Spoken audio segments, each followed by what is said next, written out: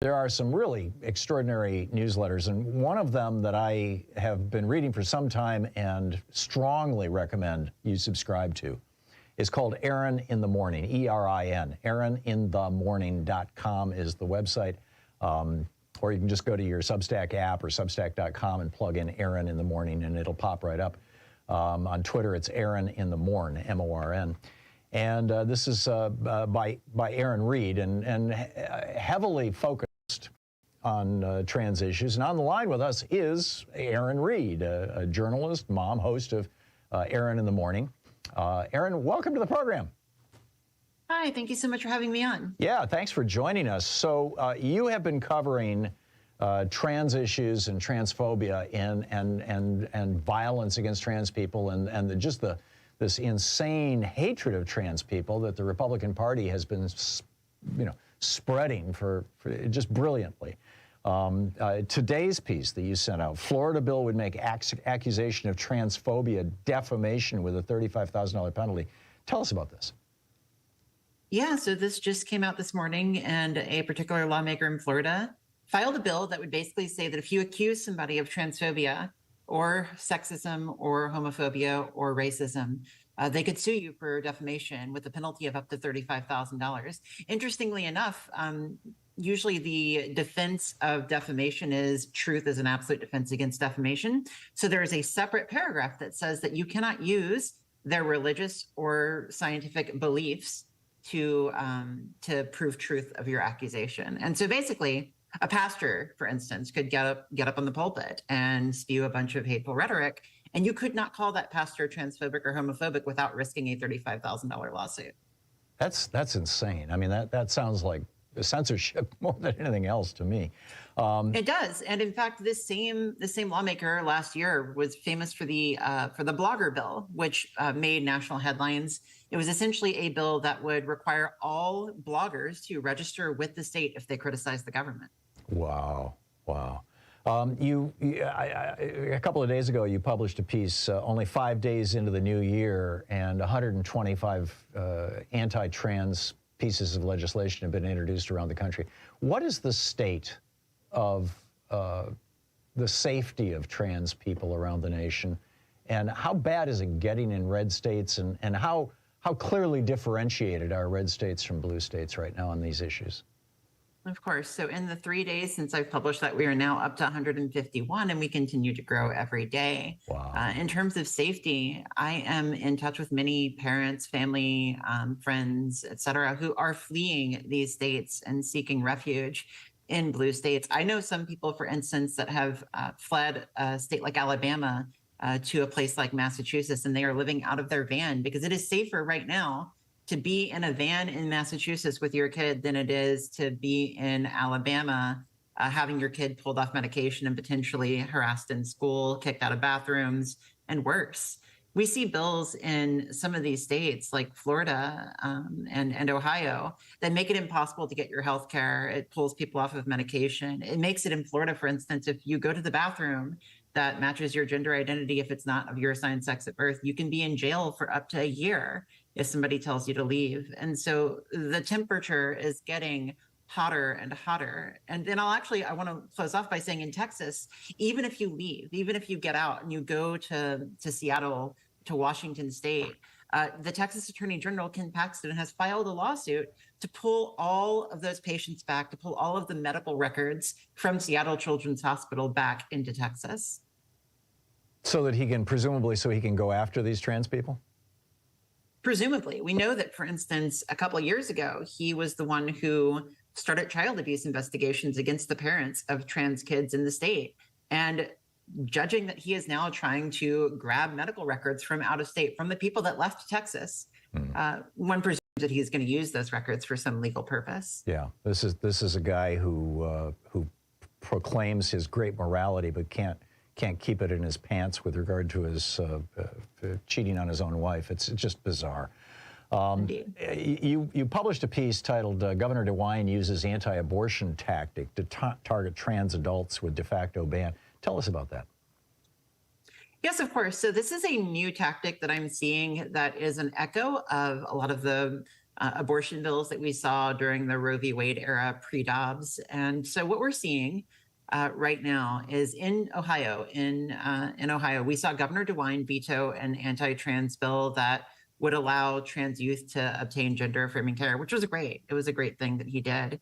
However, he then turned around only 3 or 4 days later and released regulations that essentially they act as laws that do not outright ban gender-affirming care for transgender adults, but make it so that all of the clinics that provide that care would be closed. I'm going to remind your listeners of what happened during the abortion fight whenever they, for instance, passed bills that said that all abortion clinics had to have hallways that were 14 feet wide. And so what that does to all the clinics in the state is it says either you have to tear down your clinic and build it anew and extend out all your hallways, or your clinic is going to shut down because you don't have the money to operate that clinic. So we're seeing the same thing in Ohio. There are a lot of regulations. For instance, they say that a bioethicist has to be on your team and signing off on all your care, as well as a number of other professions. I don't know when the last time you have visited a bioethicist to get basic healthcare needs met, but I'm just saying that that's not part of most of our routines. Yeah, it's kind of the legal equivalent of being pecked to death by baby ducks. I mean, it's just, this is crazy. What is your best advice on how to talk to people about this? I mean, let me expand on that a little bit. People that Adolf Hitler went after, literally within the first month of his chancellorship in Germany in the early 1930s and 33, were trans people, was the trans community. And because of all the minority groups, so racial minority groups, religious minority groups, gender minority groups, of all the various minority groups, trans people are probably the smallest minority of all of them. And the one where, you know, most people don't know a trans person, or at least didn't know. I mean, I think that in some ways we're kind of with this issue where we were with gay issues back in the 1950s and 60s when gay people were just first starting to come out. But in any case, this is how do we best communicate to people who have never met a trans person that being trans is a normal thing, that this is part of the spectrum of human experience, and you find it throughout history and in every Aboriginal and Indigenous community that's ever been examined. And B, that, you know, to do anything else is just pure bigotry. I guess I'm ranting here. I'd like to hear your thoughts. No, of course. So, you know, I think that that's important. I think that actually talking about the history is important. You know, we have always been here. We are as old as what it means to be human itself. If you go back to the very first example of human authorship, Enheduanna, she was the first person who signed her name onto something that was written, and she was writing about a transgender priesthood. If we go to Roman times, you know, we had an empress, Elagabalus, who specifically asked for gender-affirming care and who went by feminine terms. In the 1300s, we had a famous Jewish poet, Kalonymus ben Kalonymus, talk about gender dysphoria. So we have always been here, but just like that, we have always faced struggles. You mentioned accurately about what happened back in the rise of fascism in Germany. And what we saw indeed was the very famous book burning pictures that I'm sure so many of your audience remembers from their history books, the black and white pictures of books burning. Those books were of the first 30 years of transgender research by in the Institute of Sexology by Magnus Hirschfeld, a very famous researcher back then.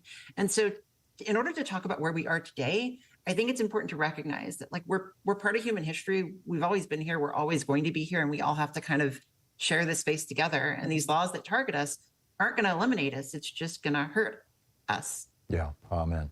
Erin Reed, independent journalist, mom, host of Erin in the Morning, E-R-I-N, erininthemorning.com, or Erin in the Morn on Twitter. You got to check it out. You need to subscribe to this newsletter over on Substack. Erin is producing just some really, really brilliant work. Erin, thanks so much for dropping by. It's great meeting you. Thank you for dropping by. Thank you so much for having me on. Bye. My pleasure. My pleasure. In addition to bringing you the Thom Hartmann Program here on Free Speech TV and Video Media Online, we also have a whole set of ways you can interact with us and tools you can use to spread the word about the importance of democracy and the threats to it in our republic. First, there's your daily homework. Sue Nethercutt puts together a daily email newsletter that has a link to every story I discuss on the air, so you can find my sources and you can share them with your friends. It's free and you can sign up at thomhartmann.com. Second, I publish my daily take every day over at the hartmannreport.com website. That's also free if you want the daily 5 days a week rant in your inbox. No ads either. Third, we have the podcasts. There's the free 1-hour version of our daily show that's advertising supported. You can find that wherever you get your podcasts normally. And then there's also the podcast of the entire 3-hour show with no advertisements, and that's available by subscription over at thomhartmann.com. So check them all out at thomhartmann.com and hartmannreport.com.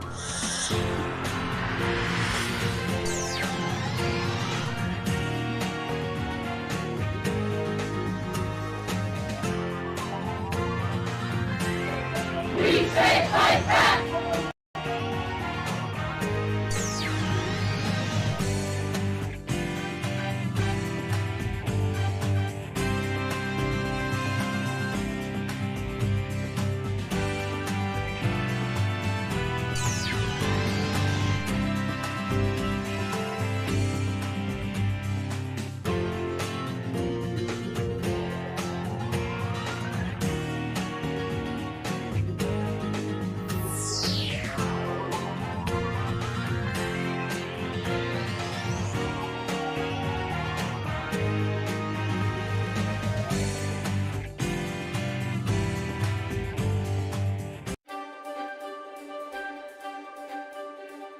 Hey, it's Thom Hartmann. We're reading from A Dark Money, The Hidden History of the Billionaires Behind the Rise of the Radical Right in today's Thom Hartmann University Book Club. This is from Chapter 11, page 271. The official opening of the 112th Congress took place on January 5th, 2011, when Nancy Pelosi, the Speaker of the House, handed off an oversized ceremonial gavel to her successor, John Boehner. But a new era of ultra-conservative billionaire influence had already begun. Before the public swearing-in ceremony got underway, David Koch, whose donor network had spent at least $130.7 million on winning a Republican majority, was in the new Speaker-to-be's office, ornate office, chatting amiably with his staff.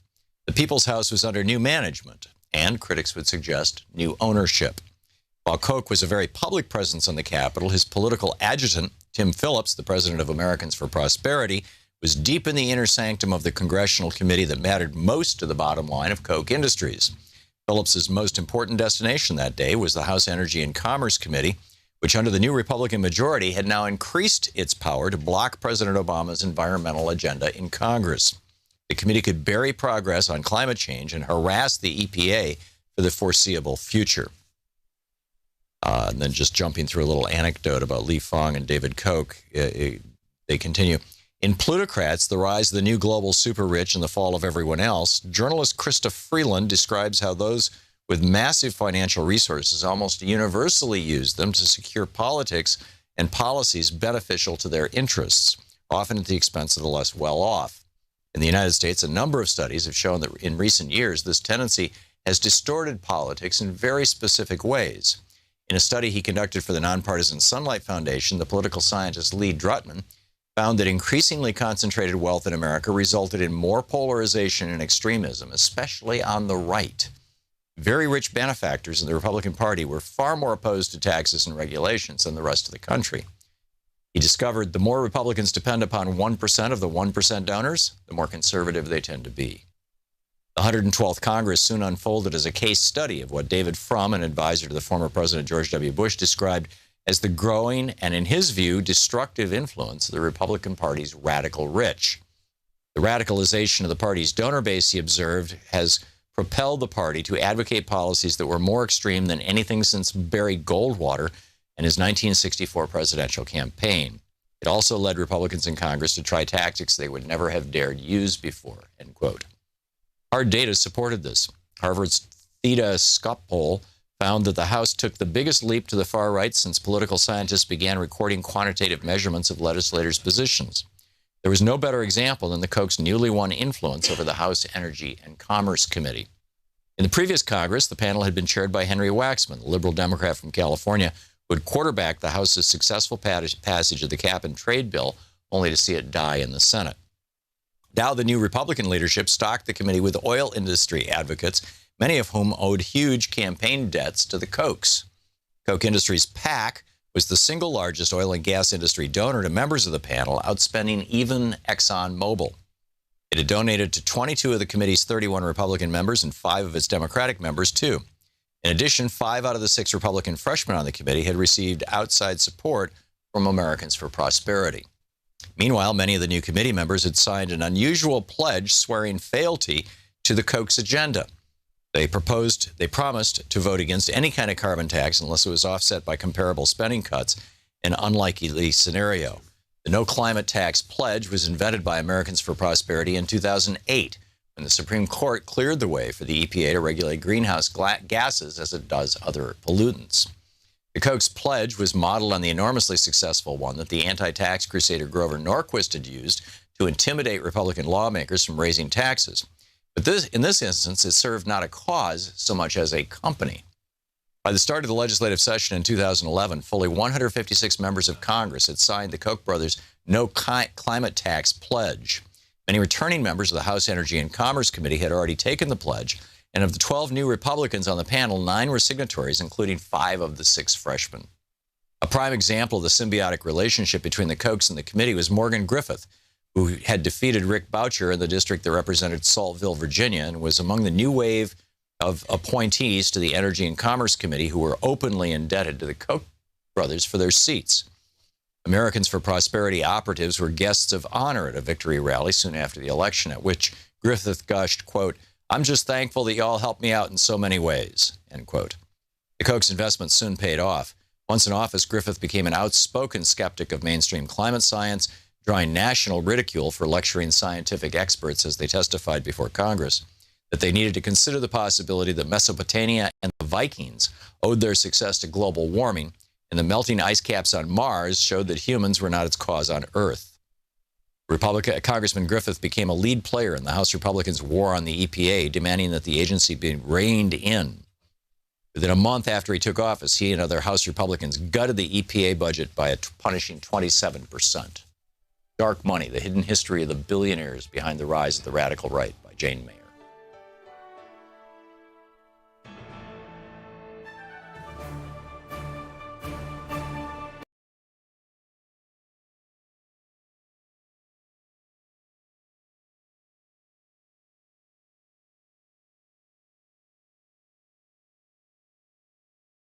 This is the Thom Hartmann Program. Hey, happy Thursday. So last night we're watching the debate. Well, actually, I watched like the last hour and a half of it, I guess, because I succeeded in avoiding a half hour of it by not reminding Louise it was going on. And then somebody on MSNBC said, "Oh, yeah, the debate's going on." And she's like, "What?" So I had to go to work. Damn it. Oh, man. So anyhow, I'm watching the debate, and I'm thinking, I'm watching Ron DeSantis, and I'm watching his head bounce around, you know, and go from side to side, and I'm thinking, he looks like somebody from my childhood. He looks like, I remember this guy. And it suddenly hit me, and this is going to date me, and only people who are probably, you know, more or less my age will know what I'm talking about. But, oh, my God, it's Howdy Doody. He looks just like, and his head bounces around just like Howdy Doody's. Anyhow, we got a lot to talk about today. Is it Howdy Doody time? Neither candidate inspired us, writes, let's see, Matt Lewis over at Daily Beast. I'll get to that in a moment. Also, the snowflaking of white privilege. And down in Florida now saying that somebody, this will be in the second hour of the program, down in Florida now saying you're homophobic can now cost you $35,000 as the thought police are getting into gear among the Florida GOP. In the second hour of our program, also, Phil Ittner is going to drop by with an update on Ukraine, the high cost of losing Ukraine. Also, millions of more Americans could be getting affordable health care because of Joe Biden, President Biden. Meanwhile, red states are saying no to hungry children. I mean, the contrast between Democrats and Republicans is becoming so vivid. I'll tell you about that in the second hour of the program. In the third hour of our program, a quick summary of the Hunter Biden hearings. Also, it's actually a video I'm going to share with you. Also, the Engoron bomb threat is a pattern you can't ignore. There was a bomb threat last night for the judge who is going to be hearing final arguments. In fact, is right now, I believe, in New York in the Donald Trump civil fraud case. The allegations that he lied to the banks, he lied to the tax authorities, he lied to the city, he lied to everybody, and made at least $350 million in profits as a result of his lies. We'll get into that in the third hour. And the book bans are getting crazy in Florida and other red states, and this is traveling. I'll tell you all about that in a minute.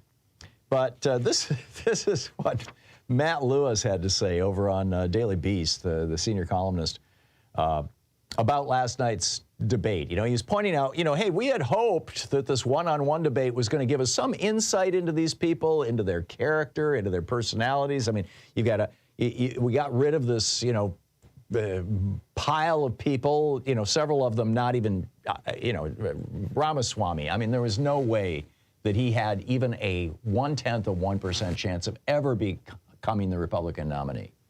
And this is purely an ego, just a stunt, right? The guy's almost a billionaire, and he's just reveling in, you know, basically what he can buy. And so anyhow, he's gone. Chris Christie, I mean, you know, I'm sorry, you're never going to win a Republican primary by pointing out that Donald Trump is a liar and a fascist and bad for the country. It ain't going to happen because these people on the right, they love their liars. They love their fascists. So anyhow, we just had these two, and here's what Matt Lewis writes. He says, instead, we were treated to a semi-childish back-and-forth debate. For 2 hours, Haley recited talking points and relentlessly plugged a website called DeSantisLies.com. Meanwhile, DeSantis wagged his finger in the usual condescendingly didactic way, dropping lame canned lines, including accusing Haley of warmed-over corporatism and caving to the woke mob, among other insults. But I think a summary here from Matt Lewis. Neither candidate inspired us, neither offered a compelling vision, neither gave us a moment of authenticity that might reveal something about them as a person.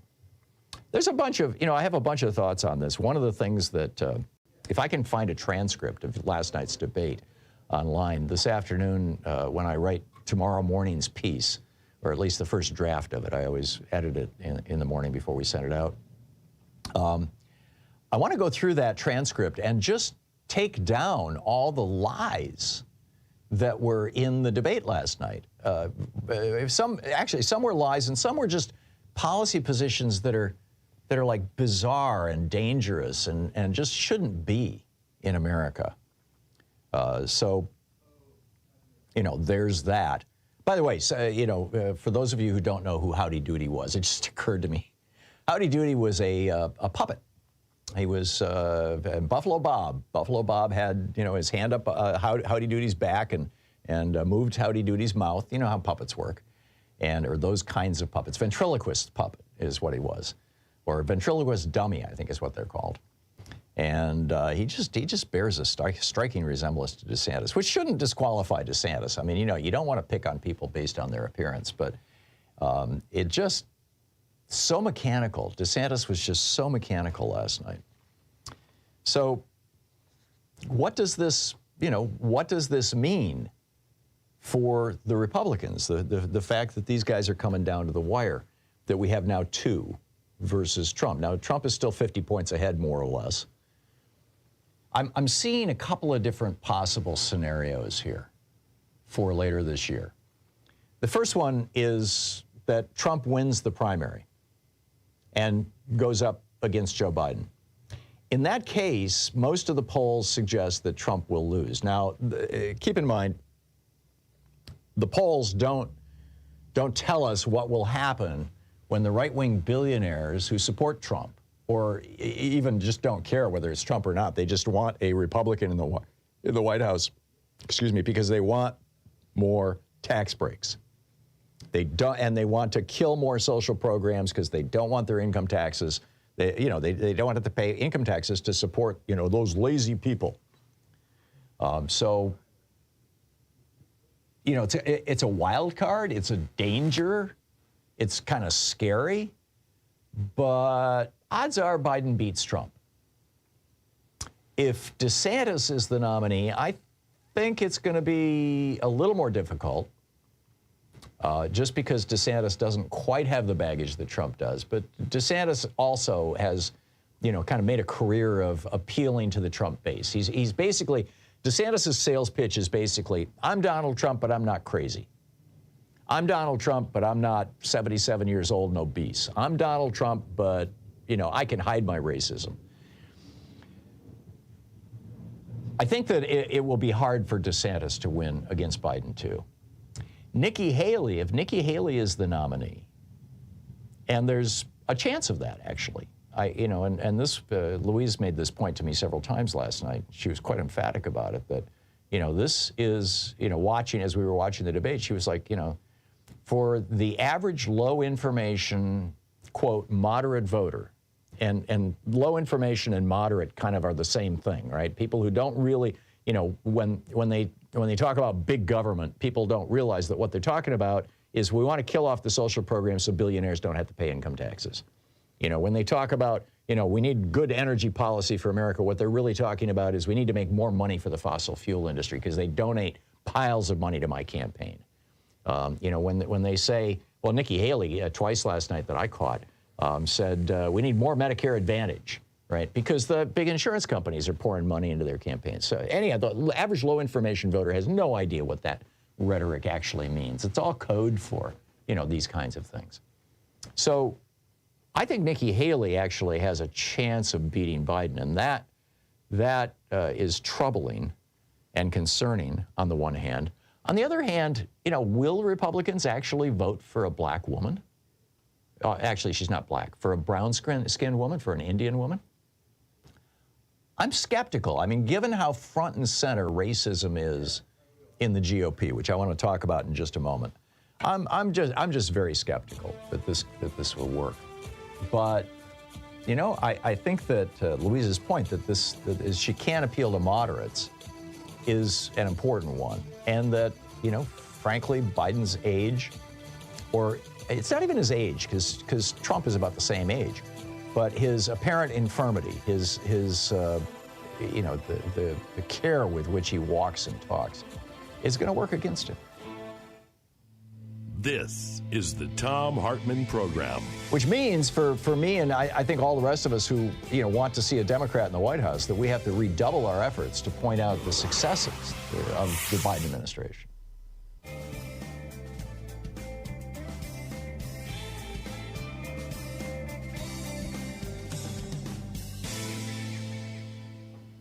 And welcome back. Let's see here. Rob in Cincinnati, Ohio. Hey, Rob, what's on your mind today? Some Trump jokes. Okay. I could use some jokes this morning. How many Trump supporters does it take to change a light bulb? I don't know. None. They sit around in the dark and insist that Trump is the light. I like it. Election bumper sticker. Remember, a vote for Donald Trump is the last decision you will ever make. Yeah, that's not funny. But it's a good bumper sticker, yeah. Okay. Did you hear about the new book Donald Trump's writing? No. Mine Trump. Huh. Did you hear about the movie they're going to make based on that book? No. Triumph of the Ego. There you go. A play on Lenny Riefenstahl's Triumph of the Will movie. Yeah, I get it, Rob. Precisely. How do you thoroughly confuse Donald Trump? I don't know. Hand him a copy of the United States Constitution. Oh, yeah. Yeah, clearly something he's never read. And I disagree with you about guns. Good thing about guns is they kill one person at a time. The alternative for somebody that's really angry would be a bomb of some sort. Well, but you're not allowed to own bombs. It's yeah. That's one of the things. I mean, weapons of mass destruction are supposed to be outlawed. I don't understand how we allow weapons of war, automatic or semi-automatic weapons. It's just mind-boggling. Rob, thanks. Those are good. I needed that. Ziggy in Oneonta, New York. Hey, Ziggy, what's on your mind today? Hi, Tom. Sorry I don't have any jokes for you today. That's quite all right. Okay. Hey, I'm calling, and I'm really serious about this. I think we need to start asking President Biden to designate MAGA as a domestic terrorist organization. And I'm very serious about it because Trump had that done with Antifa. And we, after the bombing the bomb threat last night and other events, we have more than enough evidence that they are a terrorist organization. And I think we need to bring that up to a level and actually talk about labeling them as a terrorist organization. Wow. The problem is that just like there is no Antifa, I mean, there's no post office box that you can send something to Antifa. Antifa, my dad was Antifa. He joined the army in 1940, whatever it was, to go off and fight Nazis, He was an anti-fascist. The same is true of MAGA. I mean, there is no post office box for MAGA, to the best of my knowledge. It's an acronym for a slogan, for Trump's re-election slogan. And for Reagan's, by the way. Only Reagan said, let's make America great again. That was Reagan's slogan. But how do you do that? How do you declare an organization a terrorist organization when it doesn't exist, or it doesn't exist formally? Well, Trump did it, and I know my shirt and bumper sticker vendors won't let me use the word Antifa because it's labeled as a terrorist organization. And I just think that, yeah, really. And I think that the law enforcement will get more latitude to investigate if we do that. Oh, that's interesting. So I did not know that. That's fascinating. So it can be done by executive order like Trump did, right? Yeah, that's what Trump did. Amazing. Ziggy, thank you.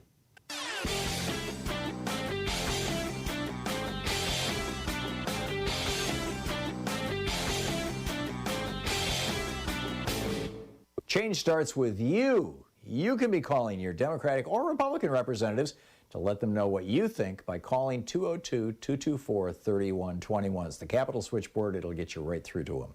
From Los Angeles to Columbia, South Carolina, from Birmingham, Alabama to Baltimore, universal basic income programs are chalking up proof after proof of their viability. Basically just giving people, low-income people, poor people, somewhere between $500 and $1,500 a month, no strings attached, is lifting people out of poverty, getting them back on track, getting them into solid middle-class jobs, helping their children tremendously. This works. Now, we don't have to do UBI in the United States. We're the only developed country in the world that doesn't have a national health care program. Health expenses are whacking a lot of low-income people. We're the only developed country in the world that doesn't have free college education. Education expenses are whacking people. There's a lot we could do. We can subsidize housing. We can subsidize food. We do that with food stamps. We could expand it. There's a lot we could do to benefit from this. There's a whole report about that over at hartmannreport.com. Check it out.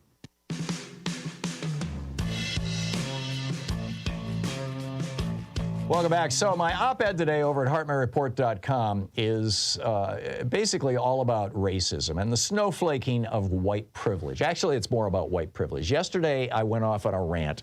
It was a brief one, but it was a rant about how I didn't realize my own white privilege until probably I was in my 50s. That I had always known it intellectually. I'd known that black people and Hispanics and others, but particularly black people, have a harder time in America in pretty much every dimension of life than do white people. But I had never realized that probably the single most potent, the single most affects you every moment of every day aspect of white privilege is that white people don't have to think about the color of their skin. That, if I go into a restaurant and I get given a crappy table, I don't have to wonder if it's because of my skin. If I'm in a store shopping and it seems like somebody else has an interest in the same things I'm looking at, I don't have to wonder if it's an undercover store detective following me around because of the color of my skin, et cetera, right? If I get pulled over by the police, I don't have to worry that I'm going to die because of the color of my skin. And this is, it's just like some people just don't want to hear that, right? But this is very much where the Republican Party and Donald Trump are coming from right now. And I think, we need to absolutely acknowledge this. And frankly, I think we need to be having these conversations. So in my op-ed this morning over at HartmannReport.com, I talked about that, about my realization in my 50s about what was the biggest aspect of white privilege. I talked about being on Karen Hunter's show. I mentioned that yesterday, too. And I got an email from a listener who said, stop with the white privilege. Don't you know every time you mention that and racism, you're constantly dividing our country? And she goes on, she says, I don't appreciate your constant rambling about this. I quote the entire thing verbatim in my article. And my point in calling it out, or quoting it rather, is not to call out or embarrass the person who sent it to me, but to highlight an almost perfect articulation of how most white people think about their own white privilege, which is to say that they don't. No privilege here. And apparently there's no white privilege in our media either. Dan Frumkin over at Press Watchers, it's kind of a media watchdog organization, has spent a lot of, well, actually, he started writing about this back in 2019. But this last week he had a great piece exploring the problem with the American press.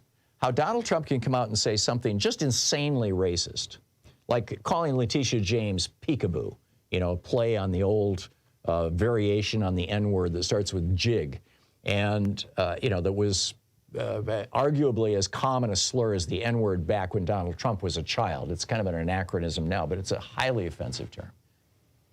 And using that specific example, for example, I looked it up yesterday and I read a half a dozen articles about Donald Trump calling her peekaboo, and only one even mentioned that it was a racist trope. That was the New York Times. The rest, basically just reported on it without saying, this is racism. This is Donald Trump shouting out to racists. This is, it's just pure old racism. And then as I was writing the op-ed yesterday, as I was writing today's piece yesterday afternoon, I get a bing in my computer and I got an email coming in and it's from Donald Trump. And so I look at it. It was a fundraising email, of course. And it starts out, reports all over the country show that Obama is hell-bent on stopping our 2024 campaign. And I'm like, Obama? And then the penny dropped for me. It's the last week before the Iowa caucuses. And we're right up against the New Hampshire primaries. So Trump is pulling out all the stops. He's going for the race, right? Our first black president. Let's go after the black guy. He says, he's retaliating. Obama's retaliating because I'm the president who ripped his disastrous legacy to shreds. And then he quotes three headlines, one from the Washington Post, one from the New York Times, one from New York Magazine, about, well, here's the headlines. How Trump is rolling back Obama's legacy. Trump discards Obama's legacy, one rule at a time. Obama's legacy has already been destroyed. And then he wraps it up by saying, come January 20th, we will finish the job and remove the last remnants of Obama's legacy and cast Biden's legacy on the ash heap of history along with it. In other words, going after the black guy. I'm telling you, our media needs to start calling, and I guarantee you no media is going to even talk about this.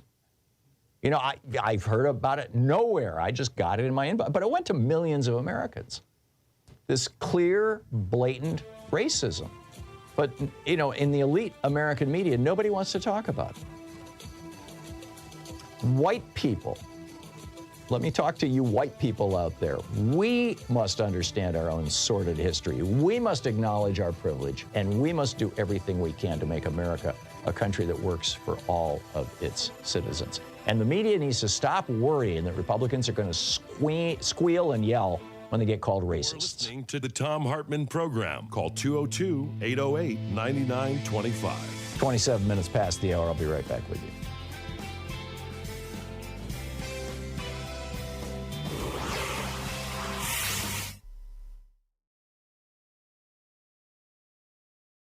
For our book club today, we're reading Out of the Wreckage, A New Politics for an Age of Crisis by George Monbiot.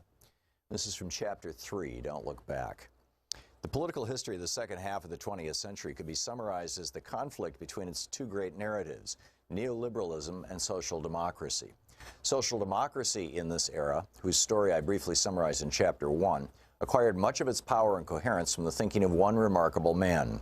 Across 4 decades, John Maynard Keynes's work dominated economic thought and practice.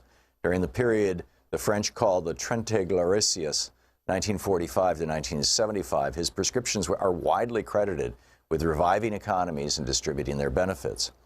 That they remain more or less the only mainstream alternative to neoliberalism today reveals a remarkable stagnation of both thought and ambition. The first and most obvious problem with an attempt to use Keynesian social democracy as a core political narrative is that the story is more than 80 years old. Political stories need to be renewed. If politics does not feel fresh, it struggles to kindle the imaginative excitement from which hope arises. The second problem is that the surviving enthusiasm for Keynes among mainstream parties is highly selective. It has been reduced in most cases to lowering interest rates when economies are sluggish and engaging in tepid counter-cyclical public spending, which means injecting public money into the economy when unemployment is high or recession threatens. Other Keynesian measures, such as raising taxes when an economy grows quickly to dampen the boom-bust cycle, the fixed exchange rate system, capital controls, and a self-balancing global banking system, an international clearing union, all of which Keynes saw as essential complements to these policies, have been discarded and forgotten. Not only does this ensure that the rich old story has been reduced to 2 thin chapters, whose loss of context destroys their narrative power, but the absence of other Keynesian measures, as well as changed global circumstances, weakens the effectiveness of the remaining elements of policy. Let me give you an example. In 2009, in the hope of boosting the economy in the wake of the financial crash, the British government spent £300 million on stimulating sales of new cars. Under its scrappage scheme, if car owners traded in their old vehicles for new ones, the government, with the help of manufacturers, knocked £2,000 off the price. This lavish program was partly justified as an environmental measure, though it was clear from the outset that it would lead to a rise in environmental impacts as the materials and energies used in manufacturing new cars outweigh any likely savings from better fuel economy. Its primary purpose was to boost British car assembly plants and protect the jobs of their workers. But European state aid rules forbade such schemes from discriminating between cars made in Britain and cars made abroad. British car parts assembled only some 15% of the vehicles sold in that country, which meant that 85% of the benefit went to car plants in Germany, Japan, and other manufacturing nations. We could see this spending as foreign aid to some of the world's richest nations. The current pattern of globalization, which developed partly as a result of abandoning the fixed exchange rates and capital controls that Keynes advocated, ensures that this problem is to some extent repeated wherever Keynesian stimulus spending is applied. It might lead to a general, if scarcely detectable, global economic uplift, but the domestic impact will necessarily be weaker than Keynes intended.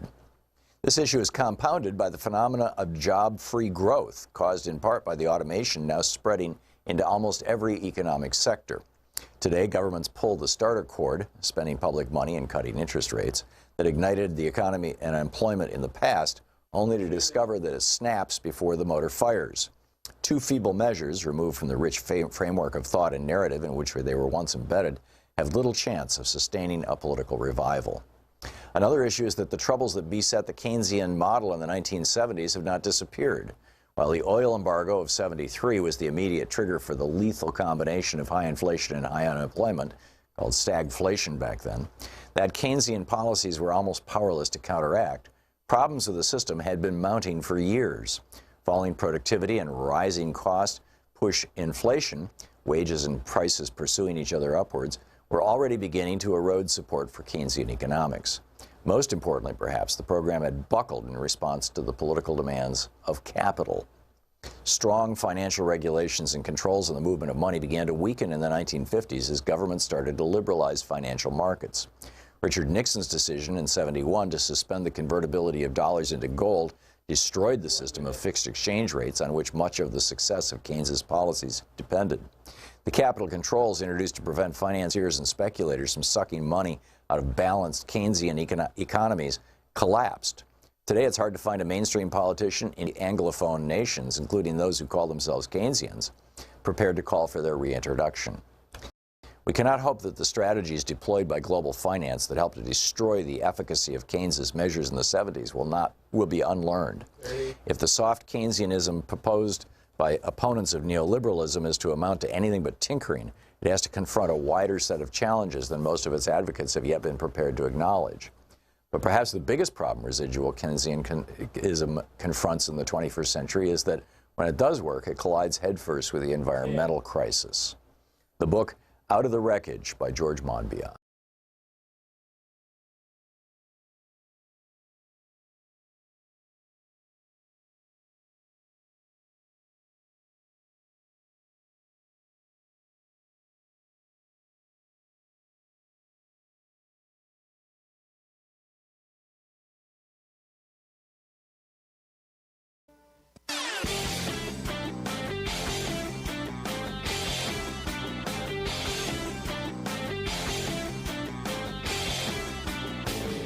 Did you know that every weekday we send out an email before the show giving you all the topics coming up so you can be fully informed and ready to interact with our program? Or that after the show we send out Sue's Stack, a list of every topic I've discussed along with clickable hot links to every source of information I've shared with you on the air? It's all completely free and available over at thom.tv, THOM.tv. Check it out. Welcome back. So this is entertaining. I'll be picking up your calls in just a second here, by the way. Down in Florida, this very bizarre Republican state senator, his name is Jason Broder, who would like me to pay a $35,000 fine for calling him bizarre. He has introduced legislation that would make it a crime to accuse somebody of racism, homophobia, sexism, transphobia, any other allegation of discrimination. All of these things would be considered defamation under the law and subject you to a $35,000 fine. Now, the legislation would also end journalists' right not to reveal their sources. I mean, this is like right out of Nazi Germany, right? And remove the longstanding requirement that public figures need to show actual malice in order to win a defamation lawsuit. I mean, right now, I can say anything I want about this guy because he's a state senator, he's a public figure. It doesn't need to be true. I mean, that's the problem. You've got Fox News and all the whole right-wing machine out there just on a routine basis lying about Democratic politicians and what they're saying and what they're doing. And, of course, members of Congress can do that. They've got the speech and debate clause that protects them as well. Well, this state senator, Jason Broder, wants to do away with that. This is the guy, by the way, who last year introduced a bill that would require bloggers who criticize Ron DeSantis or the Florida government to register themselves with the state. Right. And which led a National Review columnist to call him a moron and an idiot. Apparently, he wants to sue the National Review as well. Which is a right-wing. That's William F. Buckley's old publication, right? But basically, the New Republic says that this legislation would silence any accusations of discrimination or racism. It's the perfect counterpoint to what I was saying in my rant, about white privilege and all this other stuff. Here's this guy saying, who wants to pass a law that if you say that somebody is racist or that somebody's even using racist rhetoric, as Donald Trump does regularly, as Republicans, across the country, across the board, oh, it's an invasion, oh my God, you could be subject to a $35,000 fine. It's crazy. Anyhow, let's pick up your calls. Here's Seth in Los Angeles. Hey, Seth, what's up?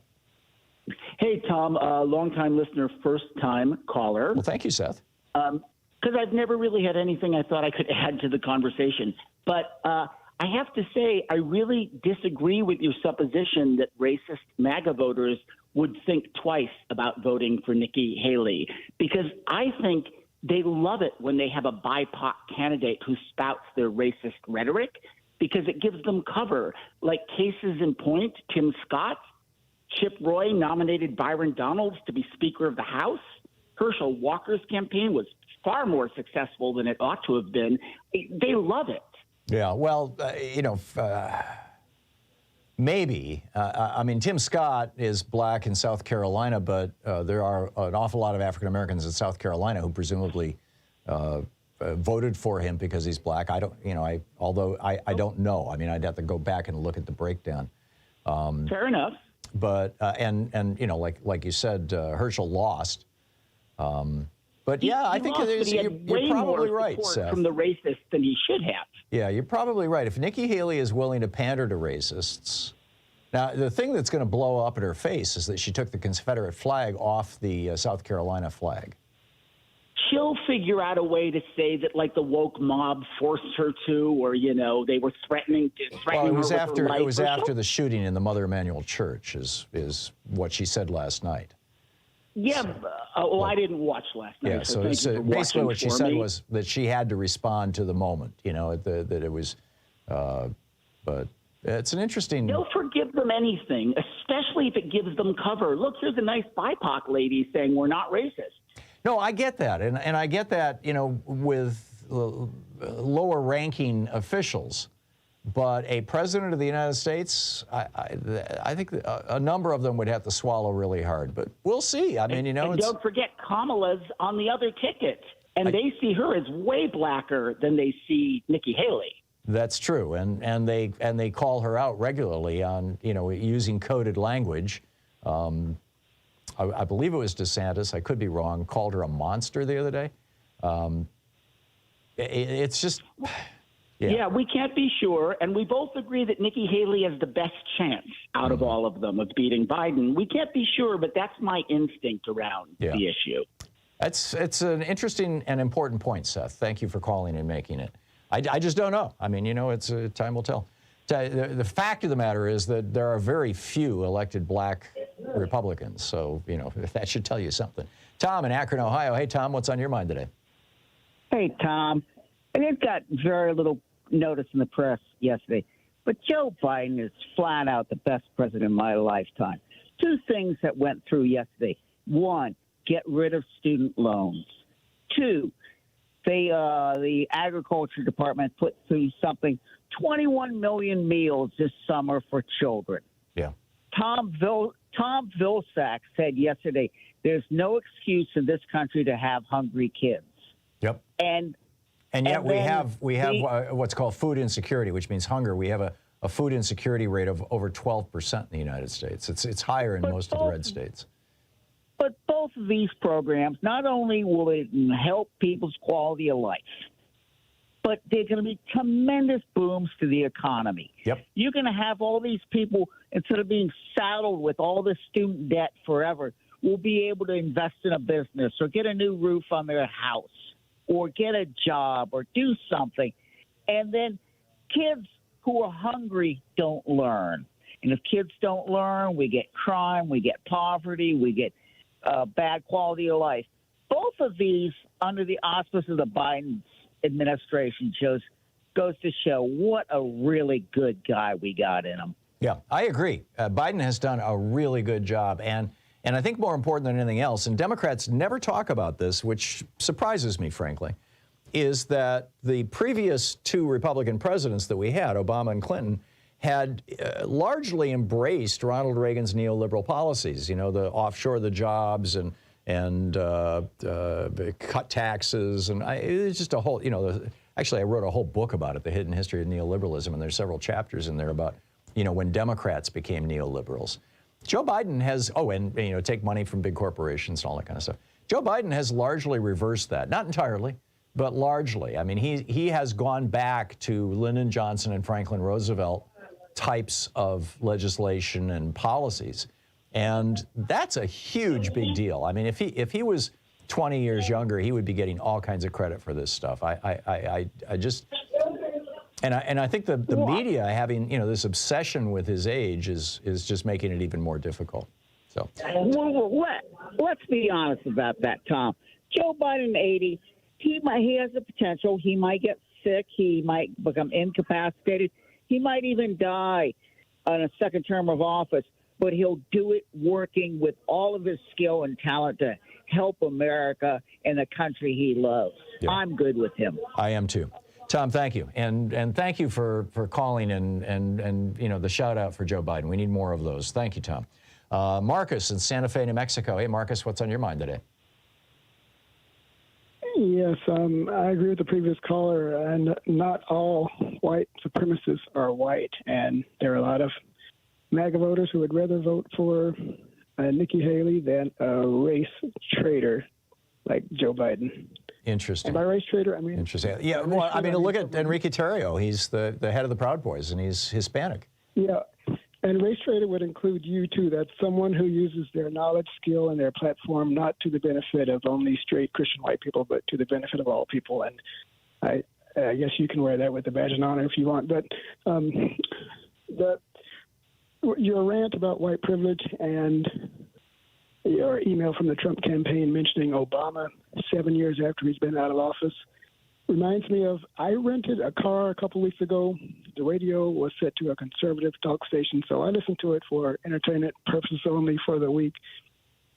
It's been several years since I listened, but not only were the lies as constant as ever, but every talk show host across the country, the national shows, Sean Hannity, Mark Levin, to the little local hosts, every single conservative talk radio show host for that week when I listened, everyone mentioned Barack Hussein Obama at least twice. Yeah. Every hour, sometimes 3 times, at least twice every hour. So this was this during the Obama presidency? They were tying Joe Biden to Barack Obama. Oh, I see. Every show, every day. And he's been out of office for 7 years. Why Actually, Obama's been out of office for longer than that, 7, 8, 9, 10, 11 years, right? Yeah. They're playing the race card every show across the country, every day. Yeah. Oh, no, actually, you're right. It's 7 years. It was 4 years of Trump and then 7 years.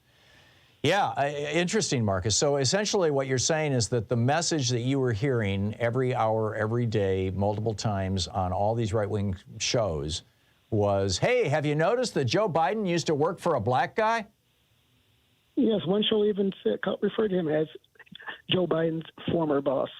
Yeah. And worse than being a white traitor, he's subservient to the biracial former president. Right. And yes, it's they're playing that card, and nobody calls them something to on watch out for. Nobody calls them on it. I mean, I did a deep dive yesterday. I spent the better part of a half hour just, Googling, actually I'm using a Perplexity now, a new search engine, but, looking for articles from just that one most obvious, where he told the 4 women from the squad, the 4 dark-skinned women from the squad to go back where they came from, right? And the only paper that even referenced it as racist was the New York Times, which said, it's widely accepted as a racist trope, but he's wrong because only one of the 4 of them was not born in the United States, Ilhan Omar. And I was like, holy cow, no newspaper in America, when Donald Trump says something that is not just racist, but is like famously racist, go back where you came from. No newspaper in America was willing to call him a racist. And I'm like, what has happened to journalism in this country? It's just incredible. Marcus, thank you. Thank you for sharing that story. Say what? Tragically, MSNBC is... same thing. I'll tell you, I got it wrong, Marcus. Thank you for the call. You're listening to Thom Hartmann. Visit thomhartmann.com for audio and video archives. Yeah, MSNBC is running a promo right now which talks about, when the Republican nominee is facing legal troubles. They don't mention the fact that he wants to end democracy and he's a racist.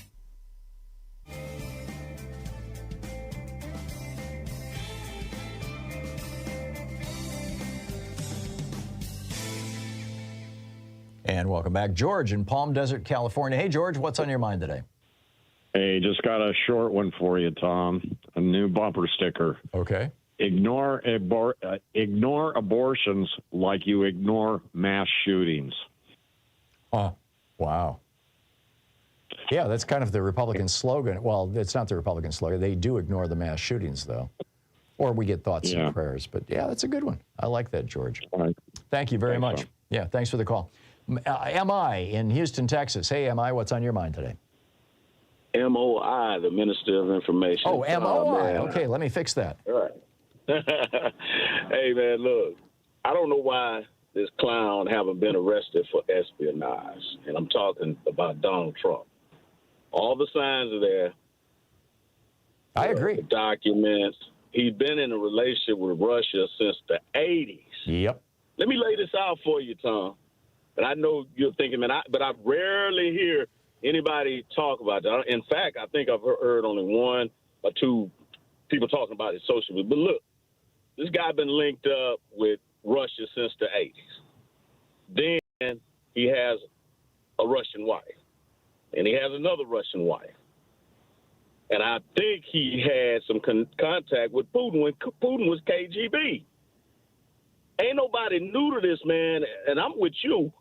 They need to call him out, or he need to be sitting in jail for espionage charges right now. Yeah. Not tomorrow, not after he wins the presidency, but right now. Well, I'm guessing that there is a... look at history. They need to look at history and look at what happened with Hitler and Mussolini and these other guys. Yeah. It ain't no joke, man. But as far as Trump concerned, I'd like to hear your take on the espionage charge and some of his family members and close associates. Donald Trump's lawyer, Roy Cohn, made sure that Julius and Ethel Rosenberg got the electric chair for giving documents to Russia about American security. I'm familiar. There is a 9 or 11-inch thick binder of top secret data about American spies in Russia that has been apparently missing ever since the last months of Donald Trump's presidency, that he specifically asked for all the data on our spies in Russia, inside Russia, and got it, and it has now vanished. Nobody knows where it is. It is not among the papers that they recovered from Mar-a-Lago. We know that the last time it was seen, it was in Donald Trump's tiny little hands.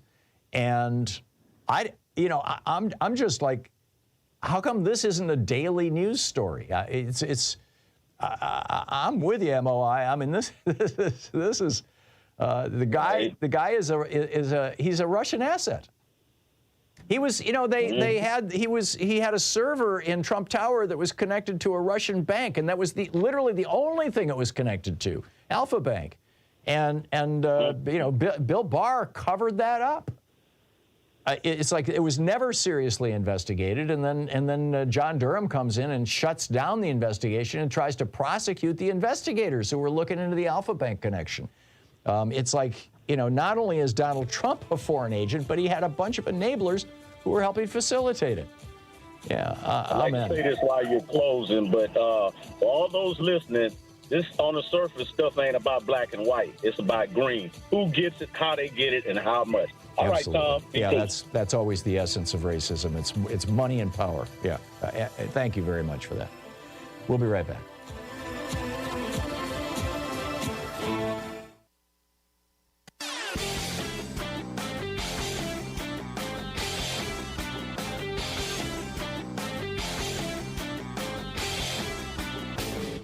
Help support progressive radio. If you're listening to us on a commercial station, call their advertisers and let them know you're listening. If you're listening to us on Pacifica, or one of our many nonprofit stations, please support them when they do their fundraising drives. Thanks for supporting progressive talk radio, and tag you're it. So MAGA Mike and the Republicans want a religious test for people running for public office. They want to know that you are sufficiently Christian to be worthy of being elected.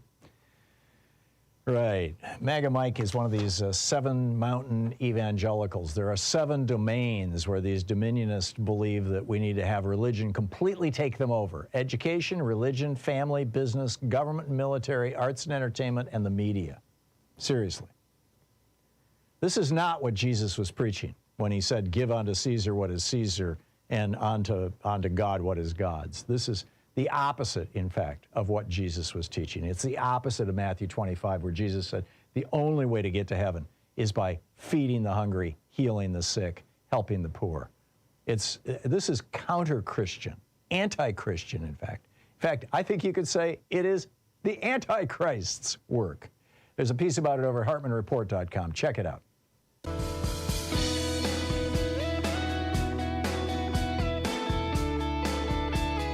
52 minutes past the hour, picking up your calls here. Roxy in Aliso Viejo, California. Hey, Roxy, what's up? Hey, hi. I wanted to say, first off, I'm not political. I'm not a Republican. I'm not a Democrat. I'm not libertarian. But I definitely am interested to give a little bit of a quick overview, hoping that people will really hear this. I'm an international researcher, and I work with people around the world. And so I do see documents and things that most people don't see for years later.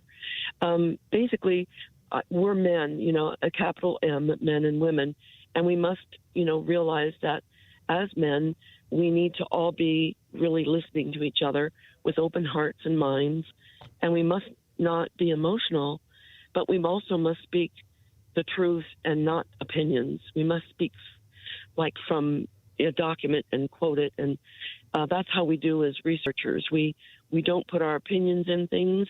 We speak from a place of, well, this is what this document says. I get all that, Roxy. Where are you going with this? What's the point you're trying to make?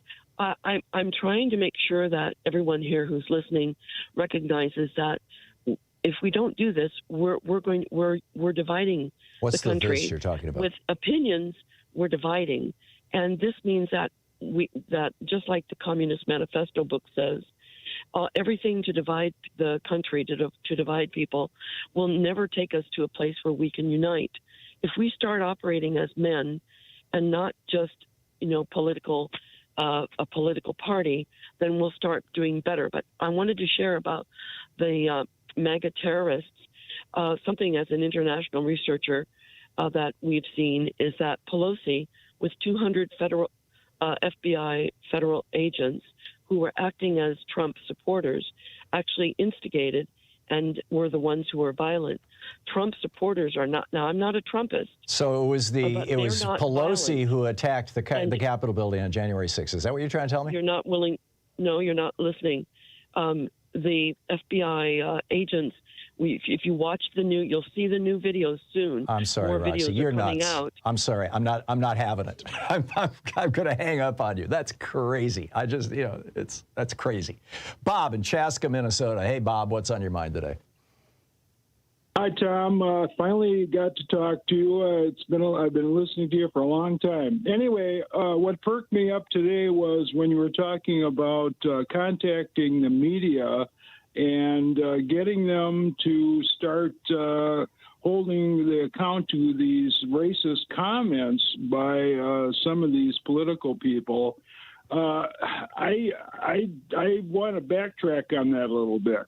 I would like to know, where are these outlets, TV stations, radio stations, wherever, which ones are going to actually listen to us and do anything? And I think until we get our media back, because they're totally owned by Republicans, totally. By and every large, station. yeah. I mean, even MSNBC is owned by Republicans. Liberal. Comcast is a very conservative company.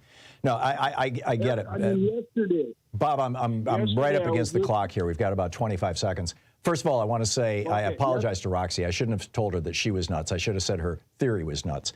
But Bob, get media to pay attention to you is you react to them. Many of these media organizations have websites and email addresses and feedback lines, and you can write letters to the editor, and you can push back on them. You can say, why didn't you call this racist? Why didn't you identify this, for example? Well, okay, typical example. Yesterday I was watching Scripps News, and they were covering the House committee meeting with Hunter Biden. And I would go, great, and I'm listening to this, and all of a sudden one of the Democratic representatives started listening and it said, well, if you're going to hold Hunter Biden in contempt, what about Jim Jordan? What about, I went through about 10 people. No, I know. They just cut it off. And I listened to all the different stations yesterday trying to hear the same. Bob, I'm sorry, I'm out of time. I get your concern. We need to be giving these groups feedback. We'll be right back. You're listening to Thom Hartmann. In addition to bringing you the Thom Hartmann Program here on Free Speech TV and Video Media Online, We also have a whole set of ways you can interact with us and tools you can use to spread the word about the importance of democracy and the threats to it in our republic. First, there's your daily homework. Sue Nethercutt puts together a daily email newsletter that has a link to every story I discuss on the air, so you can find my sources and you can share them with your friends. It's free and you can sign up at thomhartmann.com. Second, I publish my daily take every day over at the hartmannreport.com website. That's also free if you want the daily 5 days a week rant in your inbox. No ads either. Third, we have the podcasts. There's the free 1-hour version of our daily show that's advertising supported. You can find that wherever you get your podcasts normally. And then there's also the podcast of the entire 3-hour show with no advertisements, and that's available by subscription over at thomhartmann.com. So check them all out at thomhartmann.com and hartmannreport.com.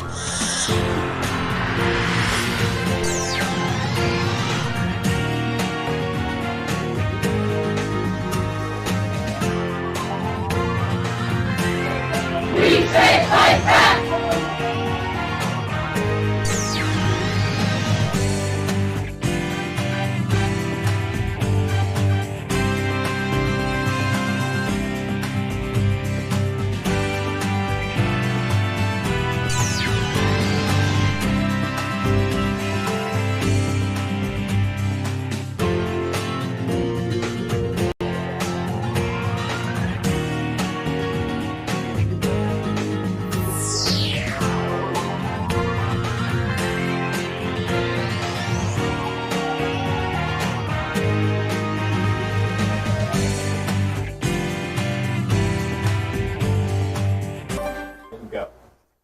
Our book today is Microtrends Squared by Mark Penn. The first chapter, The Building Blocks of Change Today, The Power of Microtrends. We live in a microtrends world. It's driven by granular, often opposite patterns of human behavior that seem small but punch above their size. We've identified these powerful patterns as microtrends, and the world is full of them. Together, they are the dots of a global impressionist painting that comes to life when you step back and look at it holistically. These forces have only become more impactful in recent years, and they've started to upend society.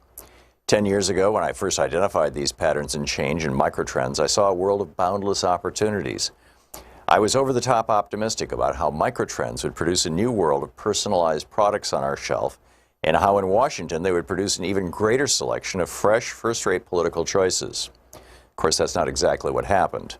Instead, the information age has given way to the disinformation age, in which fake information abounds. The nation founded on free speech is grappling with how to live with free speech in the era of the internet troll. The optimism around our economy faded with the unexpected crash of 2008, followed by a historically slow recovery over a decade. Only now is it recovering. Unparalleled consumer choice is leading not to the growth of more startups, but to the dominance of just a few internet companies, which are amassing more and more power on the basis of data gleaned from willing but unknowing consumers. And the older generations, who in their own youth led a rebellion, have now dug in their heels against the politics and culture of today's new generations. What makes the microtrend such a powerful tool in this moment is that it can unpack and explain changes that we're seeing that otherwise make no sense. On the surface, for example, the middle class can seem to be shrinking, and this is alarming. But it is only by digging deeper and seeing that education is driving more people into the upper classes that we can come to understand these overall statistics at a more molecular level. Often, two diametrically opposed trends are occurring at the same time, which would be invisible in the averages, but which leap out when understood as the result of a cauldron of microtrends.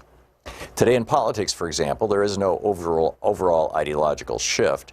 Instead, one group of moderates became more conservative and another group became more liberal, causing society to become both more liberal and more conservative at the same time, essentially canceling each other out. This increased polarization then produces even more gridlock and confusion. We can see similar tugs and pulls throughout society. While one group seeks more technology, another one wants to sit in the Amtrak quiet car. Some can't sit through a 6-second commercial. Others spend hours and hours binge-watching TV. Some live in a world of globalization, while others yearn for a return to greater nationalism. To explain all this, we've borrowed from Newtonian physics. For every trend, there is a counter-trend. It's human nature in the information age. Every move or desire in one direction seems to inspire a countermove by another group in the opposite direction. For every radical group, there's a new conservative group. For every new product in mobile technology, there are those sticking to the flip phone. Only by understanding the complexity of these developments can we make sense of a world that seems senseless, confused, and even jumbled. While in 2007, microtrends allowed you to navigate the changes of the day, now microtrends squared lets you better understand the emerging chaos as the seesawing of opposite forces fighting for dominance in the social, political, and cultural worlds. In the last decade, technology was able to exploit and even conquer the world of microtrends with its ability to customize products and our lives based on AI and big data. But even as these attempts have transformed our lifestyles, they've also led to some serious unintended consequences that have further clouded society. Microtrends disentangles many of these shifts and lies at the source of many battles for power that have disrupted our world today.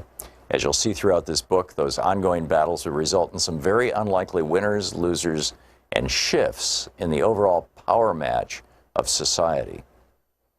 While the technology behind increased personalization of goods and services has been providing us with more choice in our daily life, we've instead been making fewer choices, burrowing into comfortable silos. We expected that the advances in our ability to customize goods and services would open us all up to a new world of never-ending experimentation. A decade later, exactly the opposite has occurred, and our society has become increasingly polarized, with people finding choices they like and picking them over and over again. In 2007, microtrends explained how the Starbucks economy had succeeded the Ford economy. In the Ford economy, you could have any color you wanted as long as it was black. The aim of industry was to mass produce products at the lowest possible cost, and that meant standardization of goods. But the new economy of the 21st century was moving starkly away from that model, instead providing consumers with any color they wanted. The Starbucks economy was based on creating greater value through customization, even of simple products like coffee and tea. People everywhere became more individualistic in their tastes and were rebelling from carefully mowed lawns and white picket fences. The marketplace responded to these trends by allowing people to have it their own way, and they did. The theory was that more choice would result in a happier and more satisfied group of consumers. Variety would open consumers up to new experiences, in many ways bringing us closer together, allowing us to mix, match, and try out all sorts of new options. Something rather surprising happened, however, as consumers got more choice. The book Microtrends Squared.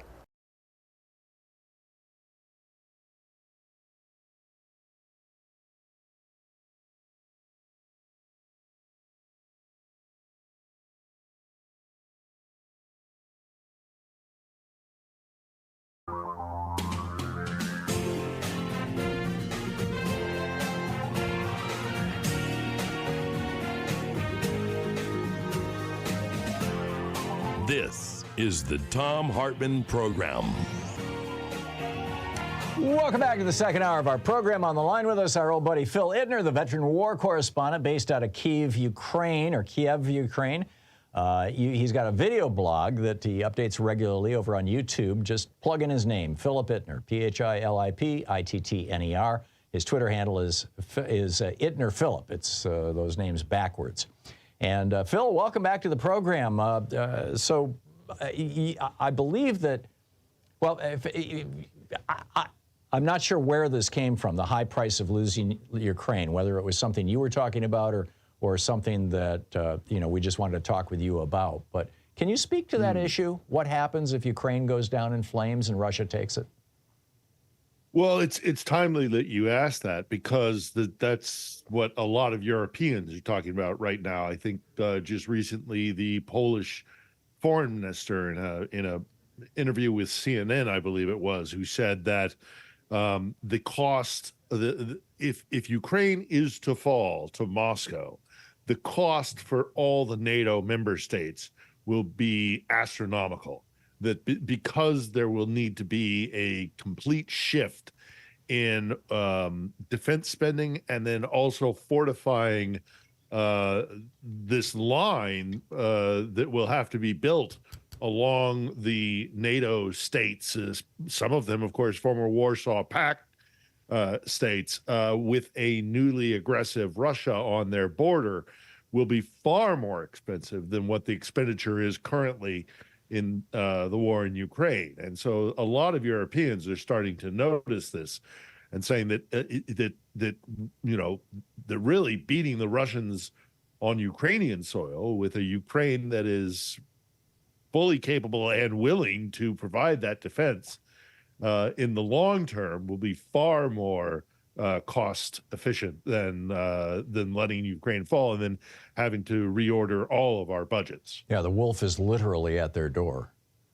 That's right. Why do you think Republicans in the United States don't understand this? Or is it a willful ignorance because Trump is a toady to Putin, whether he's being blackmailed or bribed or God only knows, or they just, authoritarians love each other.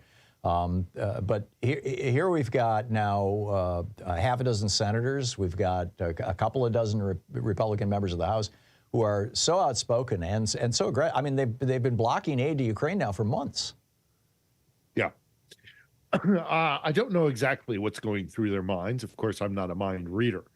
But if I were a betting man, I would say that there's a couple of things. One, first and foremost, they can use this as a tool.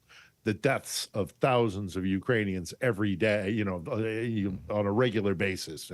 Deaths that occur every day are nothing more than a political football for the GOP to use to get some of their agenda through the House, notably the border. Although one could argue whether or not they genuinely want to solve that, seeing as it's one of their primary political platforms. But that comes at the cost of Ukrainian lives. Is it, as you suggested, because they are fellow travelers with Putin and his view of the world, his white nationalist, his white Christian nationalist view of the world? That very well may be. Is it because they're in the pocket of Putin? That also very well may be. We do know that, the GRU, the military intelligence unit of the Russian Federation, has infiltrated a number of different GOP-friendly organizations and events, most notably the NRA. We know that the Russians were supplying money to the GOP through the NRA. We know that. So that's a possibility as to why they're being so reluctant to provide weapons.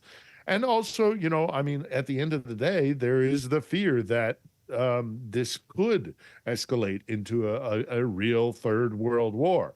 Of course, people who argue that are, again, not taking into account that that would mean a spread of the war. And if we can contain it to Ukraine, as the Ukrainians themselves are willing to do, then that spread will not happen. So there's a lot of things at play here. But at the end of the day, cynically, I am afraid that what is happening in the United States is more about the GOP pursuit of power, the GOP using this as a political football, and yes, their coziness with the white Christian nationalism of Vladimir Putin. All of those things combined together into whatever it is that their platform is forming into when it comes to providing continued aid to Ukraine.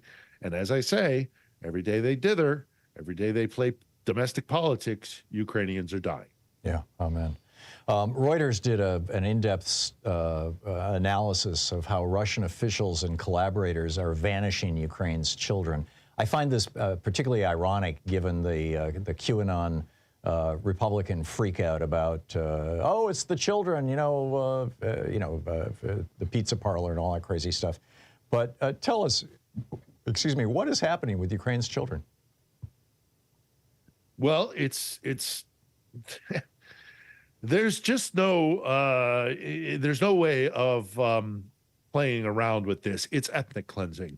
The Russians are conducting ethnic cleansing in Ukraine. They are taking children, some of whom still have living relatives, some of them who have been orphaned by the war, some of them who are just caught up in the chaos of war and have not lost their parents but have been disconnected from them in all the chaos.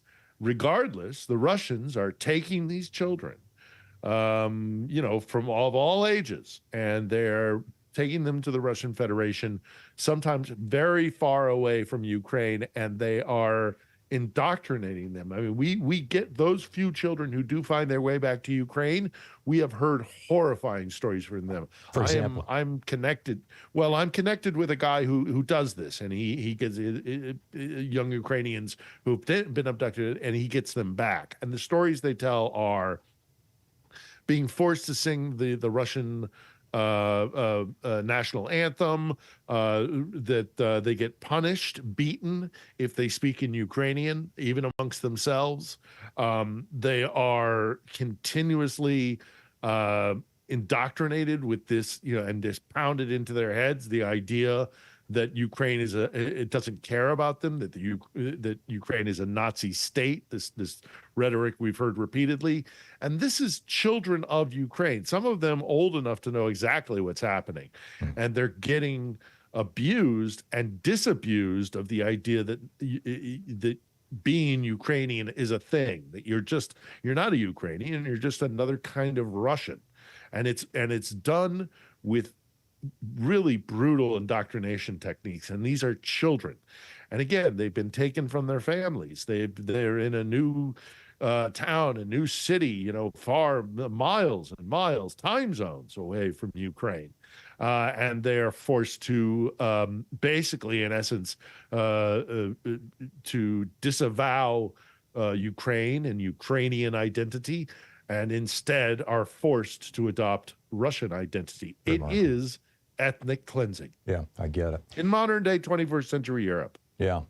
The Daily Beast is reporting that arguably one of the reasons, you and I talked about this last week, that the hotels that used to be filled with foreign reporters are largely empty of foreign reporters. They've all gone to Israel, it appears. But the headline over at Daily Beast is Putin keeps targeting hotels full of foreign reporters in Ukraine. Can you tell me about this? Well, there was a hit at just recently, actually, there was a hit in Kharkiv of a hotel that I have stayed at as a journalist traveling around. There are kind of these hotels where we frequent. The press corps kind of frequents. Maybe it's geographically well located. Maybe it has a good, reliable internet connection, or a generator when electricity is an issue. A good, bomb shelter, et cetera, et cetera. But yes, they have. And then there was another hit late last week, and I'm trying to remember exactly where it was, but it also was a hotel in which it was well known that journalists stayed. This is not a mistake. It rarely is when it comes to Russia with things like this. Clearly, they're trying to intimidate the press, and they're trying to run the narrative like they always do. They're very, very good at gaslighting and manipulating public opinion. And when the press corps abandons Ukraine, as it more or less has, shamefully, in my opinion, that leaves a vacuum, and Moscow picks up the torch and starts telling its story, as opposed to what professional journalists might say. I get it. In the last minute or half and a half or so here, Phil, can you bring us up to date on what it's like living in Ukraine right now? Are the Russian attacks, these murderous attacks on the country, continuing? We saw a big burst of them. You and I talked about this last week. Yeah, it's bad. I'm not gonna sugarcoat it. It's bad. They continue to attack cities around the country. We get air raid alerts here all the time. Thankfully, either through air defense or through it just being a false alarm. We've talked about that in the past as well. Anytime anything flies our direction, we get an alert, for better safe than sorry sort of mentality. So it's cold. It's a much colder winter. I mean, really cold, frozen. Temperatures well below zero. The front lines are more or less holding some movement here or there, but it's bitterly, bitterly cold. And there's some talk that the Russian winter offensive around a town called Avdiivka may have been petering out. But again, as President Zelensky's been in the Baltics for the last few days, the Baltic states, the three there up on the Baltic Sea, and a lot of what he is talking about is a real need for there not to be a break or a cessation in fighting, because the longer this goes on, the better for Russia. So the pressure needs to be kept on, and for that they need anti-air defenses, they need F-16s, and they need longer-range artillery. Right. And the Europeans are stepping up, but the U.S. is just dithering. Yeah, it's tragic. It is shameful. I'm with you. Phil Ittner. Embarrassing. Yeah, check it out over on YouTube, his video blog, Phil Ittner. Thank you, Phil. Thank you, Tom. Always good talking with you. We'll be right back. This is the Thom Hartmann Program. So thanks to President Biden, millions of more Americans are getting health care. But red states, not so much. And they want their kids to go hungry.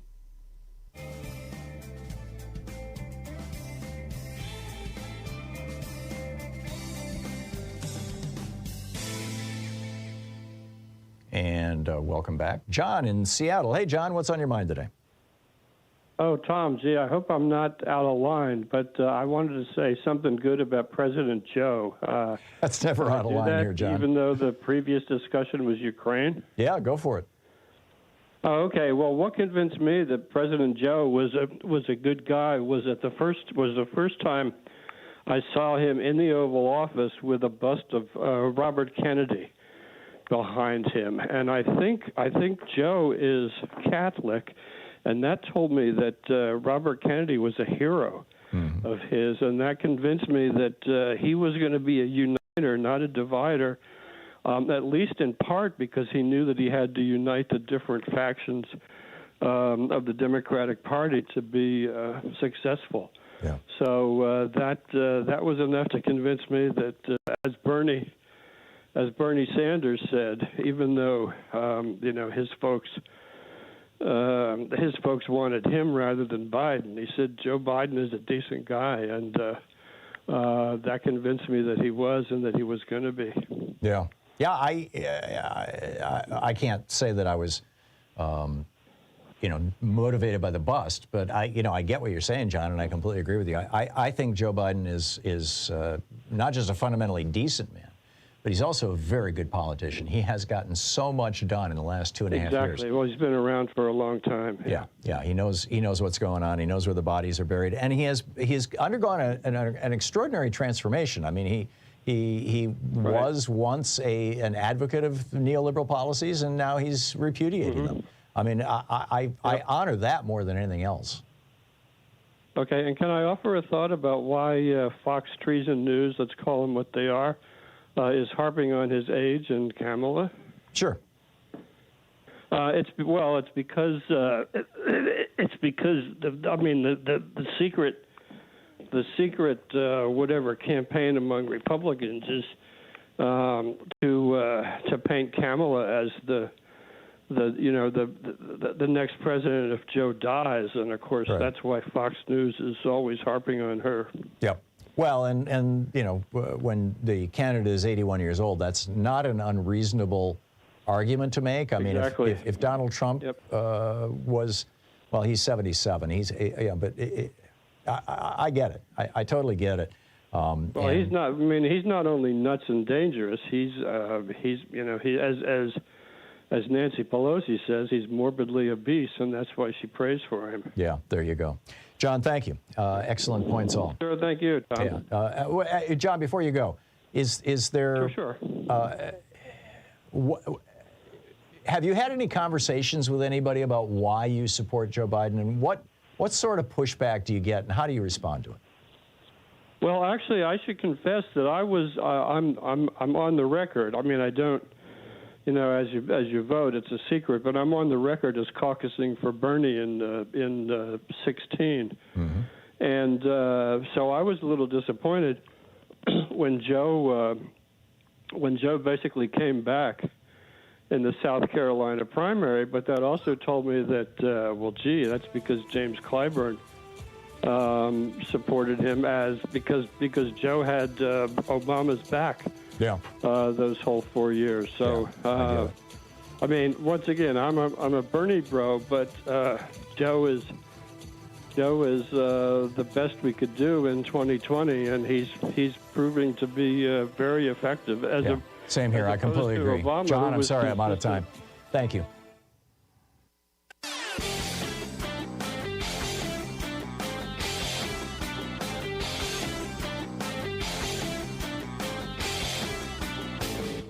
Missed my opening rant today? It's usually published over at HartmannReport.com, where you can read it and share it with your friends for free. Check it out, HartmannReport.com. One of the things that I found really interesting about the debate last night between Nikki Haley and Ron DeSantis was that Nikki Haley kept repeating DeSantisLies.com. I mean, just almost robotically. So I went to the website, and it's pretty amazing. She's trashing DeSantis because he said that she supports trans people. And she supports letting transgender individuals use the bathroom of their choosing. I mean, it's like she's calling him a liar for accusing her of not being a bigot, which is weird. She says she's on Ukraine. Here's a lie. DeSantis falsely claims Haley supports a blank check for Ukraine. Truth. Haley's on record saying no blank check for Ukraine. Really? I mean, are these the things you want to run on? Syrian refugees. Lie. DeSantis falsely claims Haley wants to settle Syrian refugees in South Carolina. Truth. As Governor Haley fought the Obama administration on settling Syrian refugees in South Carolina. Oh, so you're a bigot too. I mean, I'm not sure this is like helping her. I guess probably with the primary voters, the Republican primary voters, the super racist base. I get it, but. Okay, Dark Brandon has expanded the Affordable Care Act some more. Joe Biden has expanded the Affordable Care Act even more. 16.3 million people selected ACA Marketplace health plans nationwide during the open enrollment period from November 1st to January 15th. That's a big deal. Since Biden took office, this is from Daily Kos, by the way, by Good News Roundup. Since President Biden took office, the number of people who have signed up for an affordable health care plan through healthcare.gov has increased by nearly 50%. Because of the president's plan, millions of working families saved an average of $800 on their health insurance premiums last year. As of this January, ACA enrollment is actually well over 22 million. Now, obviously, I'm okay with the Affordable Care Act because it expanded health care for people. I'm not a fan of it because it did it entirely in a way that uses for-profit health insurance. It's a neoliberal program. But, you know, I think that, I think it's a good thing. Meanwhile, Republican governors are saying no to hungry children. Honest to God, 15 Republican states. The U.S. Department of Agriculture just announced that they're doing a summer food program for low-income kids, and that 21 million children in 35 states are going to be fed this summer through the Summer Electronic Benefit Transfer Program, the EBT program. It's basically food stamps, but it's for, you know, students, for kids. 15 Republican states have said, no, we don't want the money. To hell with our own kids. We don't care if they starve. That is Alabama, Alaska, Florida, Georgia, Idaho, Iowa, Louisiana, Mississippi, Nebraska, South Carolina, South Dakota, Texas, Vermont, and Wyoming. And the Republican governors of Florida, Georgia, South Carolina, and Wyoming have also refused to expand Medicaid eligibility. So it's like, you know, yeah, we don't care if they're hungry, and we don't care if they're sick. Screw them. They're poor people. This is the official policy of the Republican Party. I mean, they don't quite articulate it that way, but right now in the United States, we have food insecurity. In 2021, it was 12.5%. Food insecurity is a fancy way of saying hunger. 12.5% of Americans experienced hunger at least one day last month. In 2022, that number went up to 17.3% because Republicans would not renew the funding for these hungry children. And now we've got these 15 Republican states saying, we don't want your money. We don't want to feed our children. It tells you everything you need to know about the GOP. You're listening to the Thom Hartmann Program. Call 202-808-9925. And they're bragging about it. DeSantis is bragging about the fact that he's not going to allow that money to come into Florida and feed our children.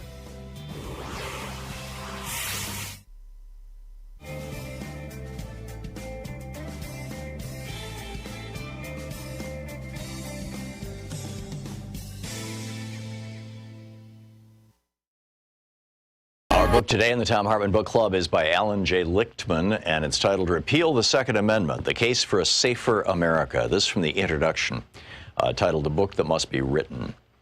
On April 28, 1996, 28-year-old Martin Bryant stopped at an inn near his home of Newtown in Tasmania, Australia, and shot to death its two owners.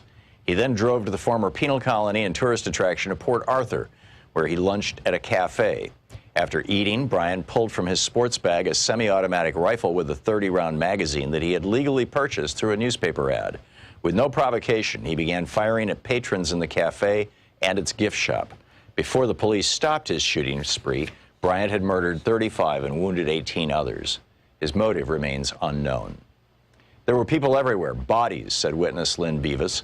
I thought at the time, being a nurse, I've seen dead people, I've seen blood, I've seen things like this, but what I saw in there, nobody but perhaps a soldier would know what that was like. The leadership of a shocked nation responded to the Port Arthur massacre, not with thoughts and prayers, but with decisive action.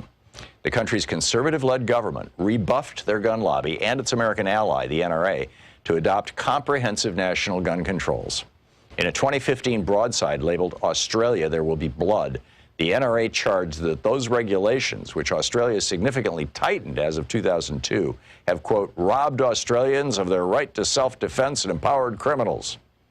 If the NRA was right, America, with its lax control over firearms for alleged self-defense, should be one of the world's safest countries, certainly far safer than Australia, where criminals presumably evade gun controls to prey on defenseless, law-abiding citizens. Yet in the latest reporting year, gun homicides claimed 14,542 American lives, compared to 27 in Australia. And all homicides took 19,510 American lives, compared to 222 in Australia. Since the NRA issued its warning, firearm homicides have declined in Australia, while soaring by 3,534 in the U.S. An American is now over 30 times more likely per capita than an Australian to be murdered by a gun, and 7 times more likely to be murdered by any means.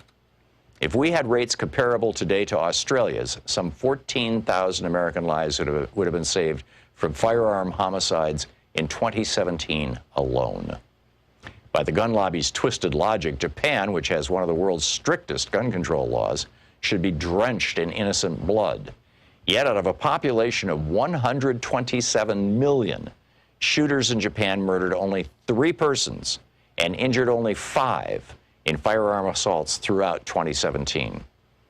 Australia and Japan are not outliers. As compared to residents of our closest peer democracies in the G7 group of nations plus Australia, an American in 2017 was over 20 times more likely to die from a gun homicide. The gun lobby would have you forget that gun deaths are not limited to murders.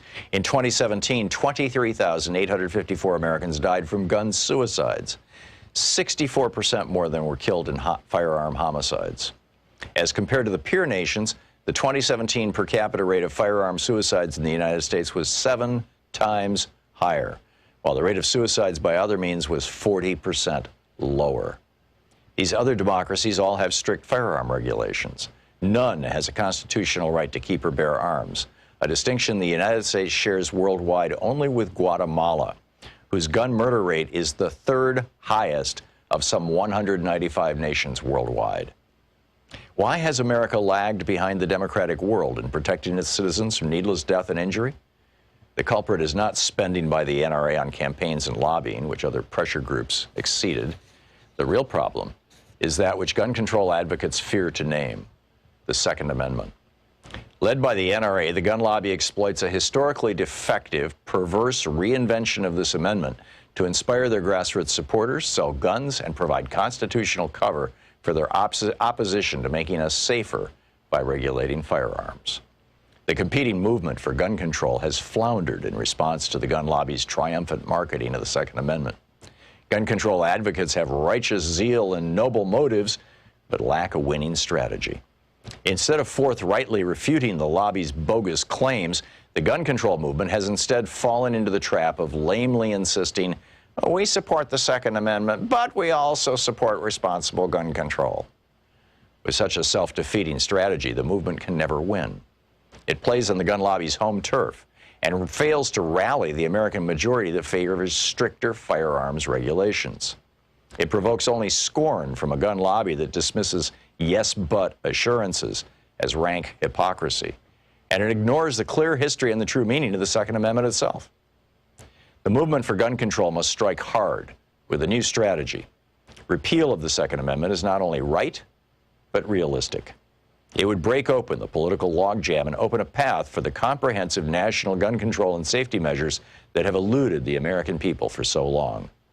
None of these measures would confiscate firearms or stop Americans from using guns for hunting, sport shooting, antique collecting, or legitimate self-defense. A well-regulated militia being necessary to the security of the free state, the right of the people to keep and bear arms shall not be infringed. These form the Second Amendment. Book Repeal the Second Amendment by Alan J. Lichtman.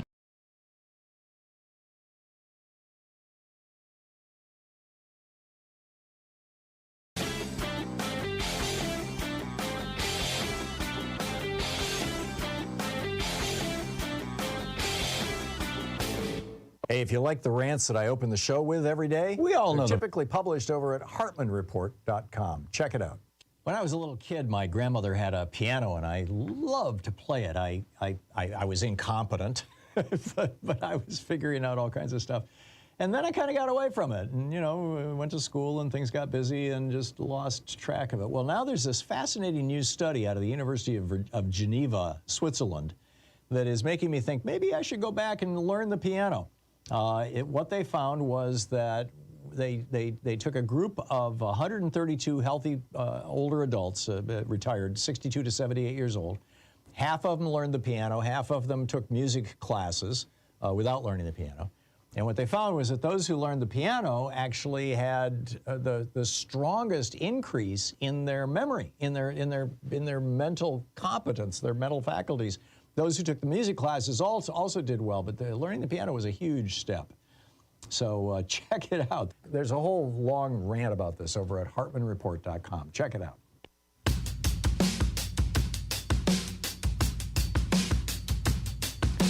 Welcome back. 35 minutes past the hour, and let's see here. Yeah, we've covered all the stuff for the second hour. So Travis, say what? Oh, that's right. Hey, Travis, hang on just a minute. I'm gonna get to you in just a minute. I've got a clip that I wanted to share with you. This is just an extraordinary montage of yesterday's hearings before the House Oversight Committee, James Comer's committee. It's you know, when Hunter Biden showed up, right? It's from Lincoln Project, and it is a piece to behold. Plus, if you missed it, it's a great summary. Here it is. It's about a minute and a half. So seriously, is this a joke? Let me tell you why nobody wants to talk to y'all behind closed doors, because y'all lie. That's just the bottom line. You have done it thus far in this investigation. You have done it this far as it relates to this committee. Here is the subpoena to Representative Scott Perry, who did not comply. I'd like to enter this into the record. Here is the subpoena to Mark Meadows. I'd like to enter this into the record, who did not comply. In every single hearing, y'all spin. I don't know how y'all are still standing right now, because you should be quite dizzy from all the spinning that you're constantly doing when it comes to spinning the truth. You guys have been taken over by an absolute con man, and now you're acting like members of a religious cult who don't even remember how you got in the first place.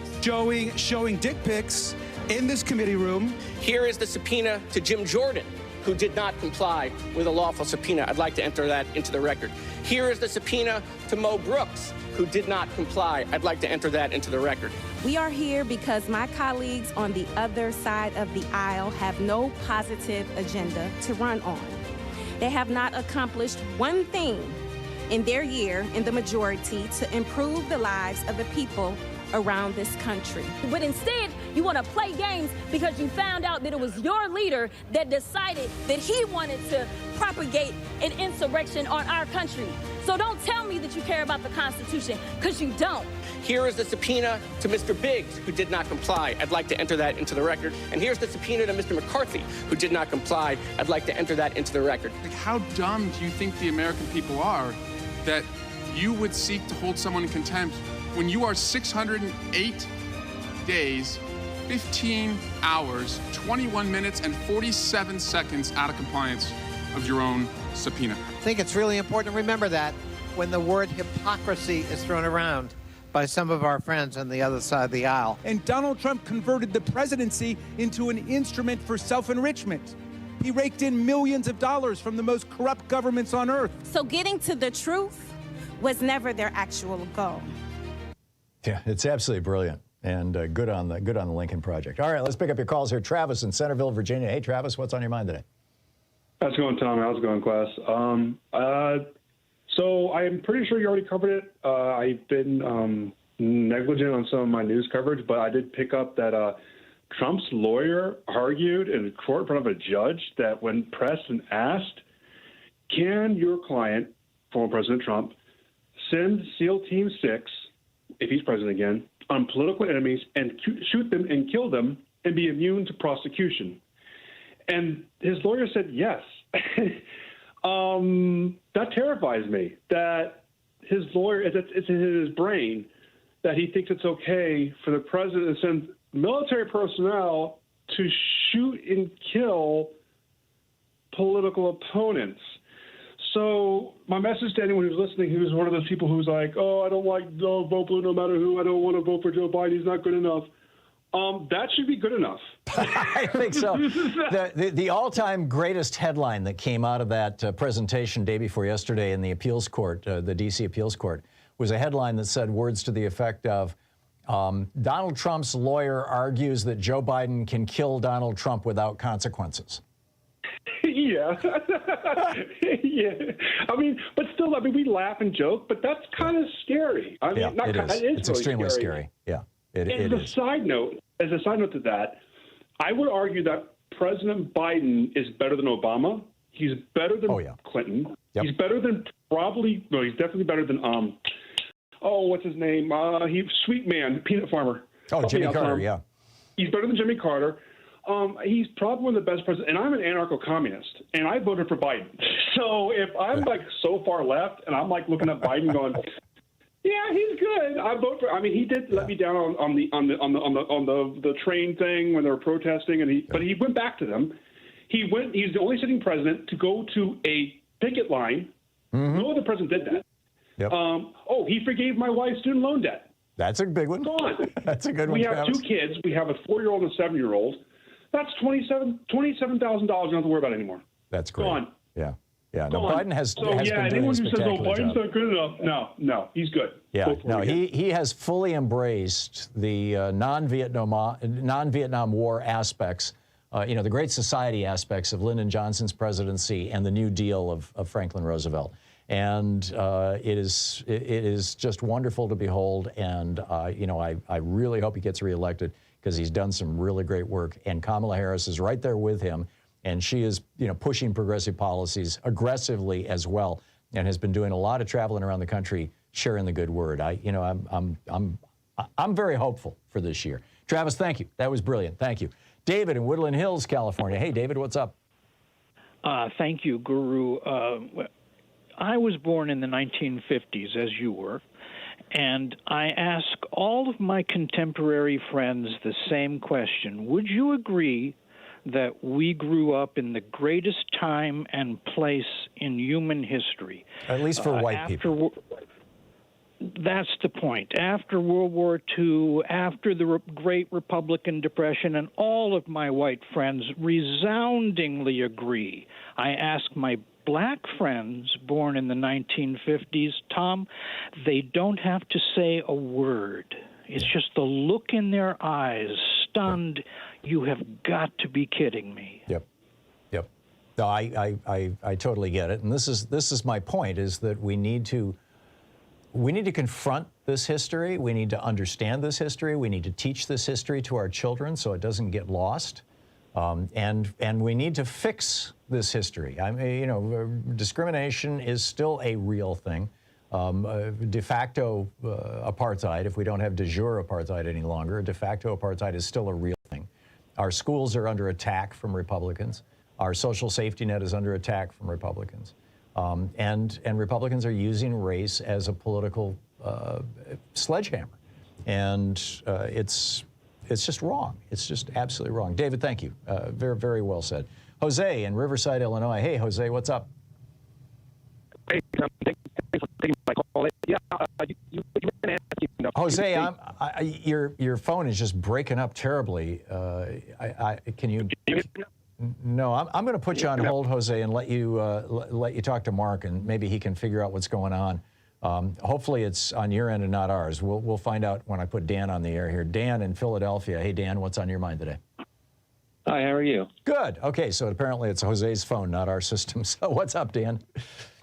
I had a question hang about... on just a second, Dan. Mark, Jose is on line 6, so you know, if you could pop in and see what's going on with his phone. So go ahead, Dan. I had a question about presidential pardons. Right now, Donald Trump is getting thrown off the ballot in Colorado and Maine because of the insurrection, the 14th Amendment, and he's appealing that, saying he wasn't part of it. Right. If President Biden issued a pardon for him and he accepted it for the insurrection thing he's being charged with by Jack Smith, would that imply his guilt? And would that be enough to say, yes, you did do this insurrection and you should be taken off the ballot? Yeah, I mean, when Nixon accepted the pardon, it was an admission of guilt. So, yeah, it would. But I guarantee you there's no way Joe Biden is going to pardon Donald Trump. That was the biggest mistake Jerry Ford ever made. I'm telling you, if Jerry Ford had not pardoned Richard Nixon, then Ronald Reagan would not have cut a deal with the Ayatollah to hold the hostages and screw Jimmy Carter. And George W. Bush probably wouldn't have lied us into 2 wars. You know, and Donald Trump would never have become president. You know, if Republicans understood that there were consequences to their action, Republican presidents understood that there were consequences to their treason, to their actions, then, you know, an awful lot of Republican treason simply would not have happened, in my opinion. So more for the long term than just getting Trump off the ballot this time. Oh, yeah, absolutely. Absolutely. Dan, excellent question. Thank you. Thanks for the call. It's 44 minutes past the hour, almost 45 minutes past the hour. We'll be right back with more of your calls here on the Thom Hartmann Program, occupying the media 3 hours a day, 5 days a week. I'll be right back here with your calls. Stay tuned.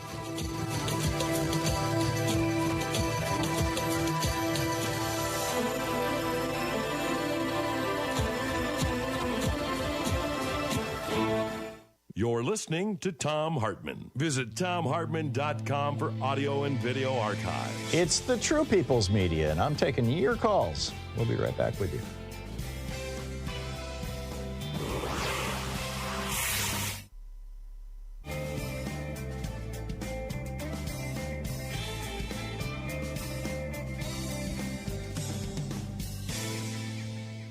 And welcome back. Gary in Toledo, Ohio. Hey, Gary, what's on your mind today? Hi, Tom. I am just really seething. I'm so fed up with this Congress and what they're doing, this clown show that they've had where Hunter Biden walked in on him, and I thought that was pretty ballsy of him, and I'm glad he did it. It was. And then Nancy Mace says, oh, he doesn't have any balls. Say what? Oh, right. And this is just not the work of the people. I am so sick of this. Congress needs to be cleaned out. They did get something done, Gary. They did. The Republicans are bragging about it this morning. They you know, Chip Roy a month or so ago went into the well of the House and said, please name one thing, Republican colleagues, that we have accomplished in this year. And then nobody had anything. Well, today they have an accomplishment.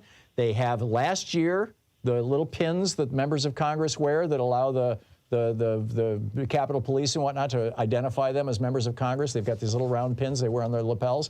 Last year they were green. This year they're blue. The new pins just got distributed this morning.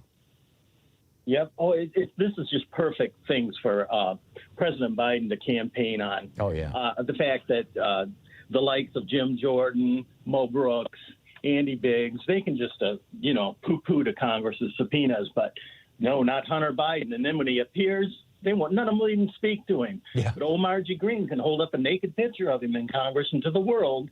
And then she says, well, I guess he's afraid of a woman. He has no balls. She's out of her mind. They need a clean house. Yeah, I'm with you.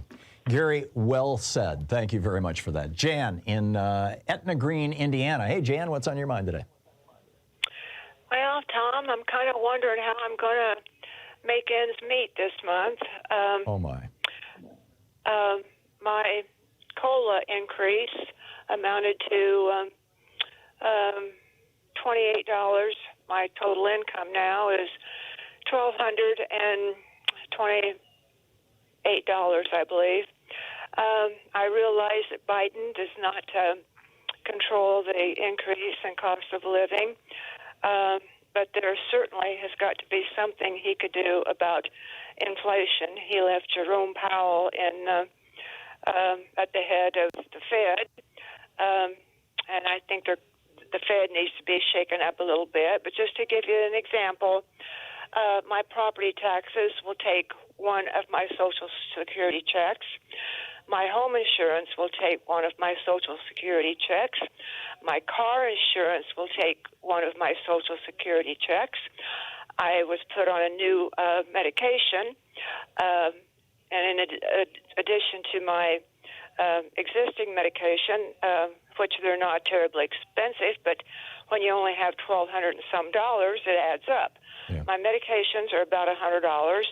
I kind of like to have heat and lights, so I have utility bills. I'm still paying on medical bills from 5 years ago, and I have lived on one income for 36 years since my husband was killed, and I don't have any damn money. And the reason that the Bidenomics is not resonating with a lot of people is because it's not affecting anybody that's poor. Yeah. People my age can't make ends meet. In my opinion, we need to fix Social Security. I think it's outrageous that what they do is they take the top 5 years that you earned money, and then they base your payments on that. And so people who have I had a whole bunch of years in my life where I earned nothing, but I also had a whole bunch of years where I earned a lot of money because I was buying and selling businesses that Louise and I started. And so I'm making like $4 grand a year on Social Security. That's wrong. The people like you should be making $4 grand a year. I should be making $1,200 a year. I got to run, Jan, but thank you for the call.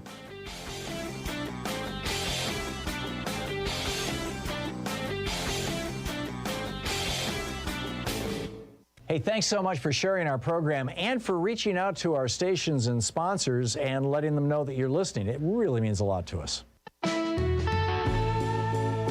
Welcome back. When I was responding to Jan a little bit ago, I meant to say every month, not every year, for those of you who caught my verbal typo. I don't know what you call those things, but anyway. Kathy in Forest Park, Illinois. Hey, Kathy, what's on your mind today? Good afternoon, Tom. First of all, Happy New Year. Thank you. And I'd like to start off with, you're very welcome. We're so happy you're on the air and we listen to you every day, including your rant. And the long and short of it is that we totally agree with you and your callers regarding food insecurity. Mm-hmm. We're very concerned that right now, especially on commercial television, which we watch, we gave up cable so we could support free speech and some of the other progressive media that are out there. But on commercial television, they're widely promoting Feed America and Feeding Children and Save Our Children, all of which are worthy causes. I think that people who support those causes, whether $10 a month or whatever they give to them, should also be calling their Republican legislators to tell them to support the ag bill and the funding that the Biden administration has put forth for children to help them be fed during the summer and throughout the school year, and as well as the lady who just called regarding her situation as a senior citizen. I think that, as Malcolm Nance said, they want to kill Americans. Well, I think they want to starve Americans. Yeah. No, I don't think they're... I'm sorry. Yeah. No, go ahead, Kathy. I'm sorry. I thought you were done. I am. Thank you. Okay. I keep intending to write an op-ed, and maybe your call will be my inspiration, pointing out that, here in America, we watch television, and there are ads for, here's a children's cancer hospital, here's a hospital that's here's a program that's feeding hungry kids.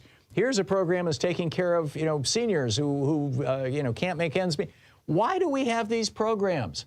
Other developed countries don't have programs like this, or if they do, they're just, very minor and on the. We have these programs because Republicans are forcing, because Reaganomics has destroyed the American middle class, and Republicans want to force poor people into deeper and deeper poverty. And we should be offering health care to everybody in America. You shouldn't, if you got a kid with cancer, you shouldn't have to hope that you can get in line with St. Jude's. I mean, God bless Danny Thomas and Marlowe and St. Jude, but really shouldn't every child in America have access to programs like this that they don't have to pay for?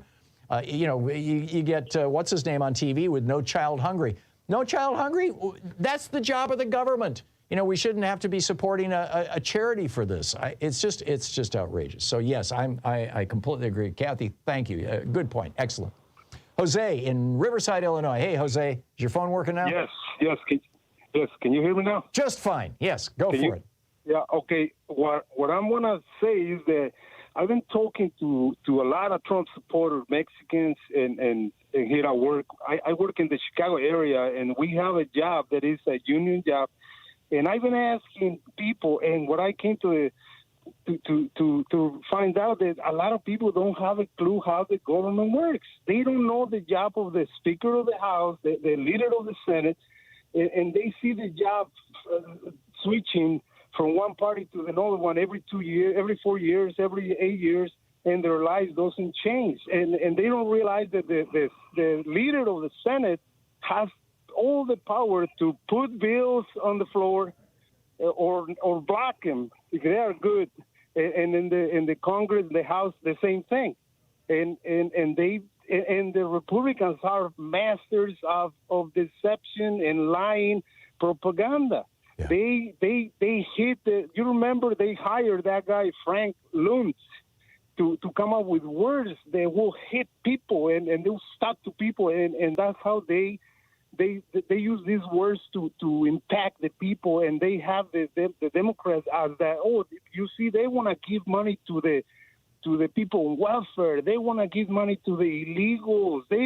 And these things hit people right in the core, and they remember that, and they don't understand. And when you don't understand something, it's really hard to be interested in. Politics is boring for a lot of people that do not understand, but when you understand it and you see who is in charge, who is doing what, it's so. I'm addicted to politics now because I didn't pay attention before, but I started, and now I know who is doing what. And you know what? The Democrats are horrible at this, spreading their word. So, Jose, do we need civics lessons in Spanish? Absolutely. Yeah. Absolutely. And when you don't understand something, it's like, I've been called every name. My own wife called me, you're an old man, you're always talking about politics. But, hey, everything we do is impacted by what these people in Washington are doing. Yeah. Every single thing, or roads, or schools, or air, or water, everything. And you remember, I remember Obama was in Jon Stewart and the Daily Show, and he was like, hey, what you been doing? Oh, we've been passing this. And Jon Stewart was mocking him, like, are you thinking about, why don't you say it? Are you thinking about doing a surprise party? Like, and why am I just laugh about it? And the Republicans are so good that they vote against bills that benefit their own districts. And then after, when the money comes to the district, they brag about it, and they have no shame. Yeah. You know, and you remember, I've been hearing that video that you play a lot on Lyndon Johnson. He knew Nixon was committing treason on the Vietnam and yes. Keep the war going.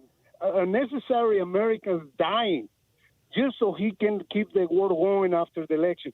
And Nixon says, Lyndon Johnson said, I don't want to get these into the elections. Why not? Call him out. And look what happened. Nixon won. He gave us Lewis Powell memos and the Supreme Court. You can buy any congressman and bribes. Yeah. And you got to figure it out, Jose. I'm impressed. No, and Obama knew about the Russians hacking in Hillary, and he went to McConnell and Paul Ryan and told them, And they say, we're not saying anything. And Obama should have come out and say it. Yeah. And we lost, and Trump got in. Yeah, no, I get it. Come on. Jose, thank you. I think your point that people who don't understand politics, that the reason why a lot of people don't participate in politics or have passion about politics is because they simply don't understand. I think that's a brilliant point, which I hadn't considered before. Thank you for educating me, Jose. Thank you. We'll be right back. You're listening to Thom Hartmann.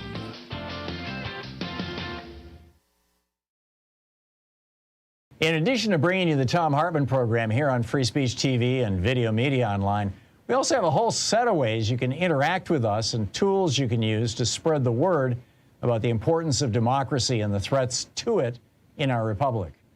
First, there's your daily homework.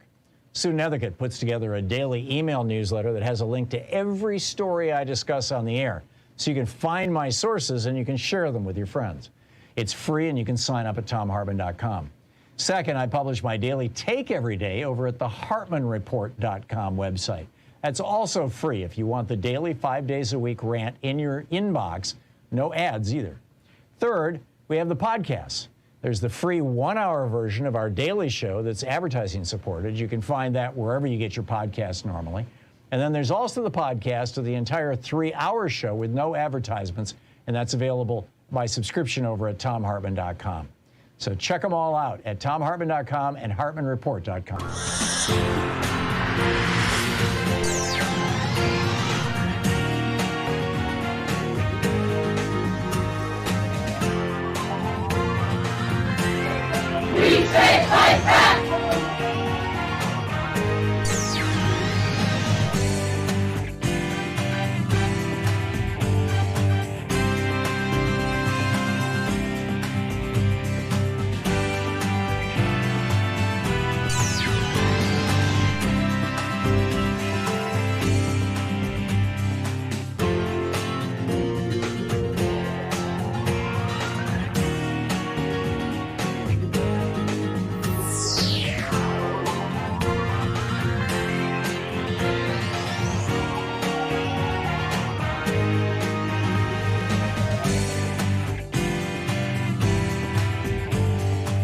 Our book today is My Life in the Black Party. The title is Just Another N-Word, and it's by Field Marshal Don Cox, his life in the Black Panther Party. This is from Chapter 5, page 47. The chapter is titled, Use What You Got to Get What You Need. Before we entered into a direct relationship with the Panthers, our group had wanted to prove our worthiness by our actions. Since that was no longer in question, contact was made and a rendezvous fixed to meet at Huey's Pad on Telegraph Avenue in Oakland. I don't remember much about that first gathering, other than meeting David Hilliard, the Panther Party's chief of staff, for the first time. The only thing that stands out in my memory is a question from Huey as we were sipping coffee. He asked if I didn't think it better to be properly equipped before going into action. He suggested it was best to first rip off the necessary funds to get everything we needed in advance of launching a major effort. I had practically memorized his essay, The Correct Handling of a Revolution, in which he spoke of teaching by example. And so I blurted out the first thing that came to mind, which was, use what you got to get what you need.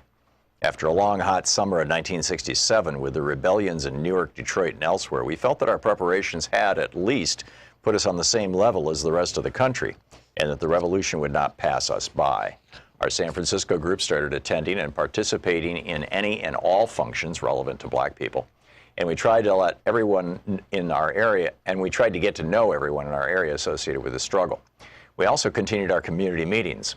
News of the death of Che Guevara in October of that year had us walking around in a stupor for a while, and although that came as a severe blow to the international struggle for freedom and justice of all people, we were proud to be among those who had responded to his battle cry and had picked up the fallen arms. Huey asked if we would conduct a meeting on Hunter's Point for him. He was supposed to go, but something had come up and he couldn't make it. We were honored that he thought enough of us to ask, and we were more than enthusiastic to do whatever he wanted. It was at that meeting that we had a new, surprising experience. We met our first resistance in the form of Adam Rogers.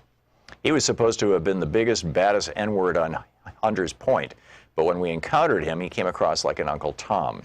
He seemed to be impressed with our firearms demonstration, but he was violently against the idea of black people arming themselves for self-defense.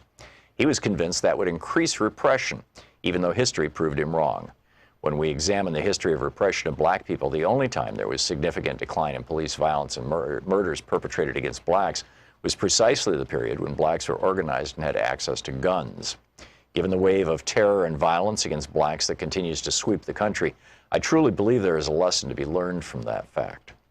Rogers was one of the wounded in the Hunters Point Rebellion of the year before, and a photograph of him had been used by the news media to illustrate articles on the riots that broke out following the killing of a black teenager by police that September. Because of that, we were even more surprised by his reaction. It was not until later that we discovered that the administration of San Francisco Mayor Joseph Alito had sent in money after the rebellion and had bought off the so-called bad N-words. The same technique was used from coast to coast. Despite Rogers, most everyone seemed to like what we had to say and really related to the firearms demonstration.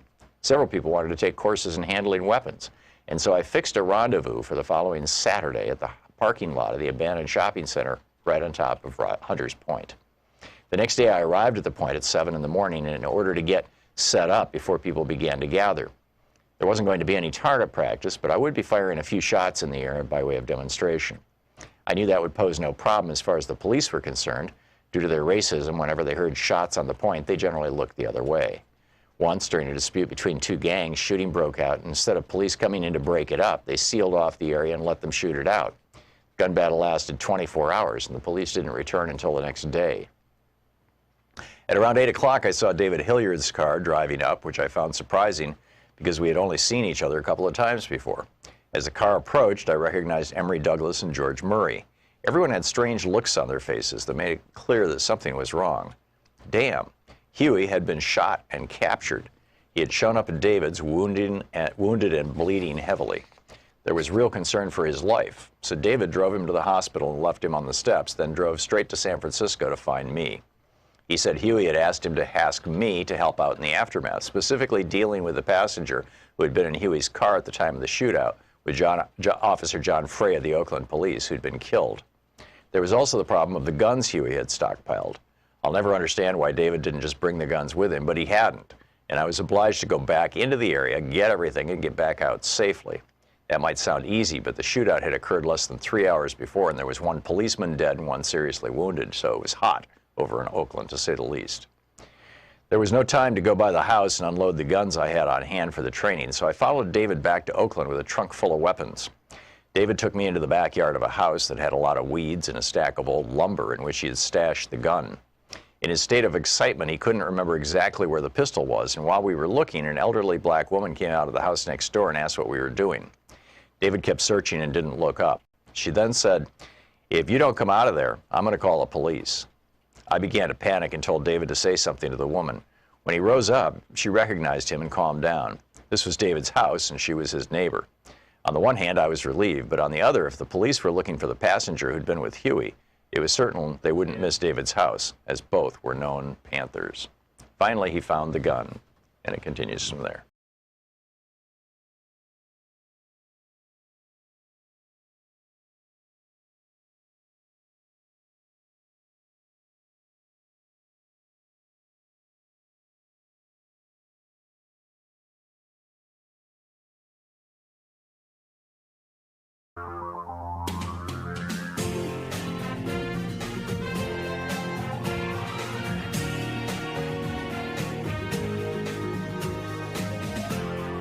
This is the Thom Hartmann Program. Welcome back to the third hour of our program. The defense has made their case in Donald Trump's civil trial in New York City for lying to banks, lying to insurance companies, lying to tax agencies, lying to basically everybody about his net worth. Trump loves it when we call him a fascist. In fact, he's a loser. No candidate for president has ever voted twice. No candidate for president. I mean, it just goes on and on, right? He is a loser and everything. It's the old joke. How do you build a small fortune in New York real estate? You start with a big fortune. He has lost money. He's declared bankruptcy. Pretty much every company he's ever started has failed. He can only succeed when it's a grift. But not just the grift. there's another aspect to Donald Trump, at least in his political reincarnation, now that he's a politician. There's a new aspect to Donald Trump that we all need to pay careful attention to.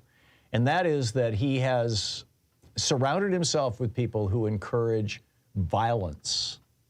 He is calling out to people who are violent, who embrace violence.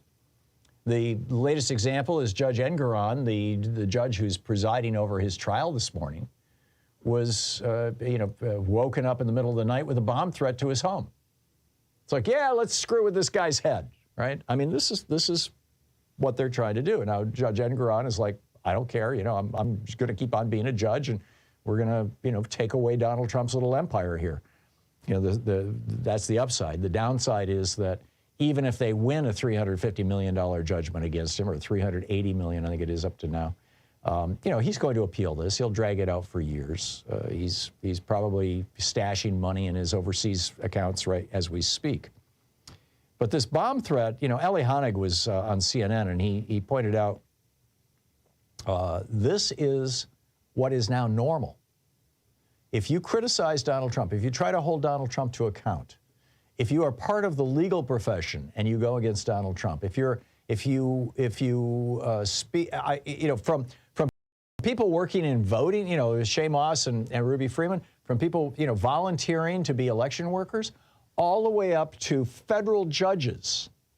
Now, Engoron is a state judge, in New York State, but all the way up to federal judges, like Judge Tanya Chutkin in Washington, D.C., if you take on Donald Trump, it's a $370 million fine, in a 5-year ban. If you take on Donald Trump, you can expect to have his Nazi followers come after you with violence.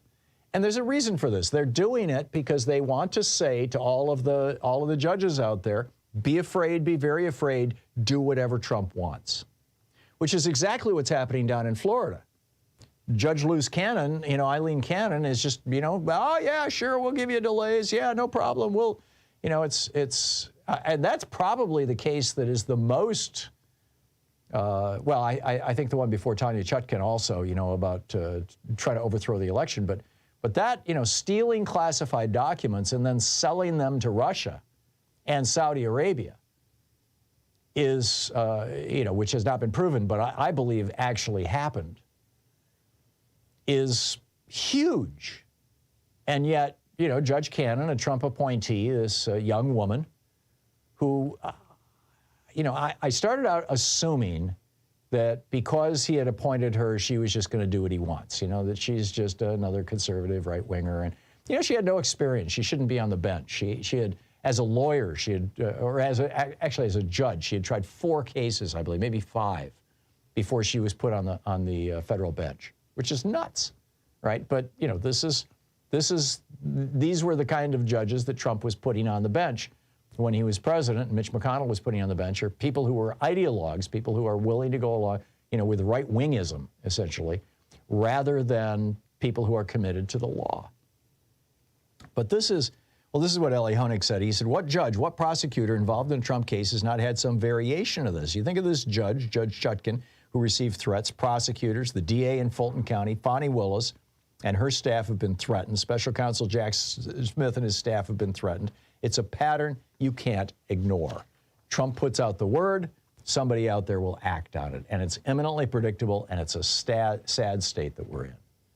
I'd say it goes beyond sad state. This is as anti-American as you can get. I mean, I remember when Louise and I were dating, literally when we were teenagers, and she was living at home. And her dad was the Assistant Attorney General for the state of Michigan, and he was prosecuting the Licavoli crime family in Michigan. He was the Assistant Attorney General. I think I just said that. And they had police protection. They had a state police car out in front of their house pretty much 24/7 throughout the trial. Because a mob boss had threatened the Assistant Attorney General for prosecuting him. Or actually, I'm not even sure if Peter Licavoli had actually threatened Bob, Louise's dad, or if it was just, they were expecting that there might be problems. But it used to be the only time we worried about these kind of things, the only time we worried about judges and prosecutors, you know, being the victims of violence. Or for that matter, politicians. Look at Paul Pelosi, beaten in the head with a hammer, an 80-year-old man, and then Donald Trump makes jokes about it, as if to say to his followers, yeah, do more of that, right? Let's go after some more Democrats with hammers. He's loving this stuff. And it is just so wrong. Now, I get it that Jack Smith and the FBI and Chris Wray, and I've got my problems with Chris Wray. He was Donald Trump's FBI director. He was the FBI director who didn't act on the intelligence that January 6th was going to go down the way it did. I think that Chris Wray was very compromised during the Trump administration, but apparently he's a survivor and he's made it through. But and he's probably all over this. They're probably trying to figure out who's been things like that. And the nature of the internet right now and voice over internet protocol phone technology makes it very, very difficult to figure out who's actually doing this. I get all that. But it's indicative of a larger problem in our society, in our culture, that we have this guy this loser, this rather pathetic loser, in fact, who has been squealing and lying for 3 years now about having lost an election, that this pathetic loser's followers, well, that he's able to shout out to his followers, hey, let's visit some violence on these people. He does it obviously in code, and they do it. These are people who believe themselves to be patriots.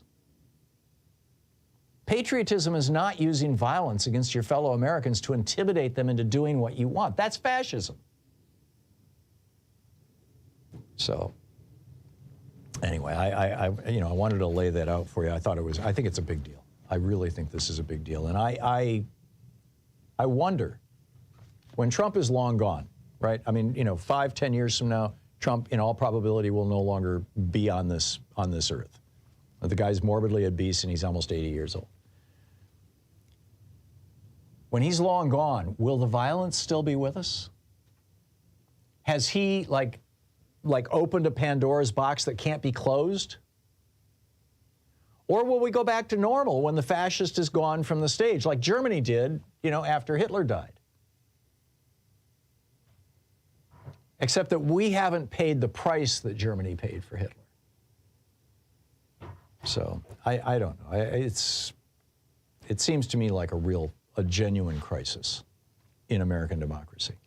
One that we need to be addressing, we need to be talking about. And frankly, just like the media refuses to call Trump a racist, they refuse to call him and his followers violent fascists. But that's what they are. We have not, we didn't have this kind of violence any other time in American history that I remember.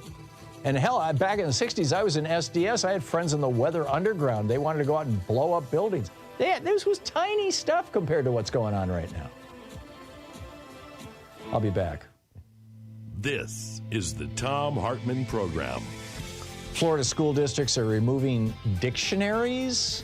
I mentioned this briefly yesterday. I want to tell you about this, and I'll pick up your calls right after this break.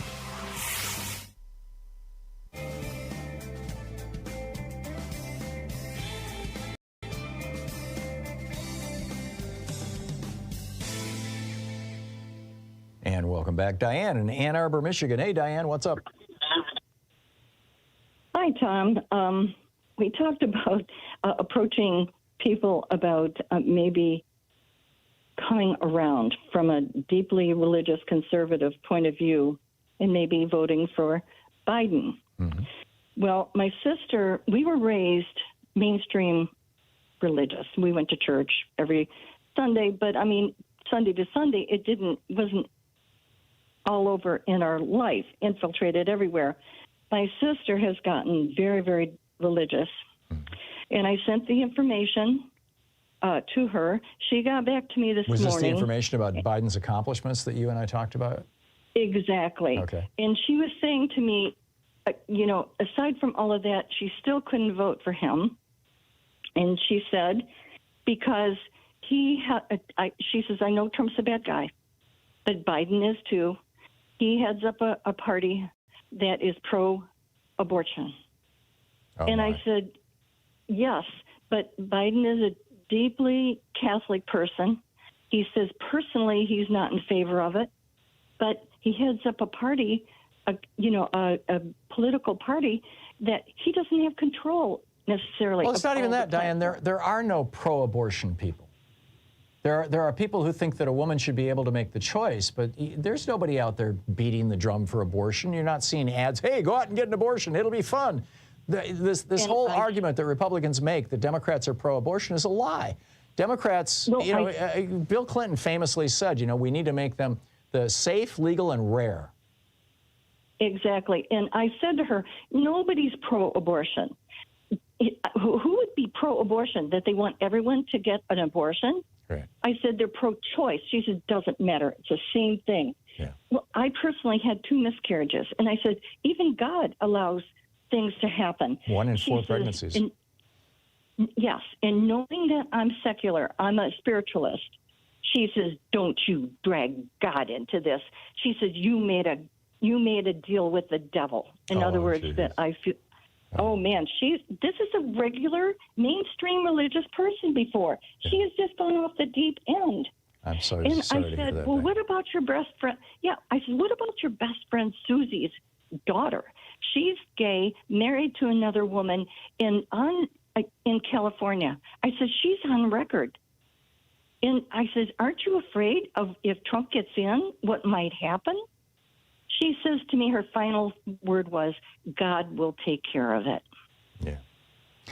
This is what we're dealing with, Tom. This is what we're dealing with these evangelicals that are, he wouldn't have gotten into, and I told her he wouldn't have gotten into office if it weren't for the evangelicals, and I say many of the churches. Yeah. Yeah. Wait till this Seven Mountains thing gets intertwined in our government. Oh, yeah. It is going to be heartbreak. Well, it's going to be worse than that. It's going to be the Crusades all over again. I mean, these are people who think that killing in the name of religion is acceptable. Oh, yeah. If it weren't for religion is responsible for more deaths in our history, human history, than any one thing. Yep. Religion. Yep. And it's very sad. Tom, I give up. I just don't know. It's probably the right thing to do, Diane. I think that many of us have relatives that we just don't talk politics with any longer. It's more important But isn't it sad? It is. It's a tragedy. It's a genuine tragedy. But, it tears up families. Yeah, it does. Diane, I'm sorry to hear that. Thank you for sharing the story with us and the follow-up, though. I appreciate it. Thank you. We'll be right back.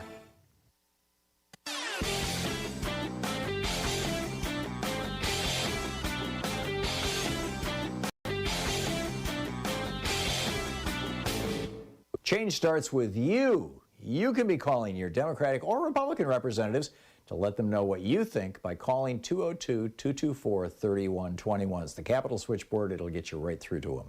So a lot of people are wondering, why is it in America that we can't have nice things? Why don't we have, the same things every other democracy has? Every other democracy in the world has a national health care system of some form, and everybody is covered. We don't. We've got 27 million uninsured people and over 100 million underinsured people. Why is that?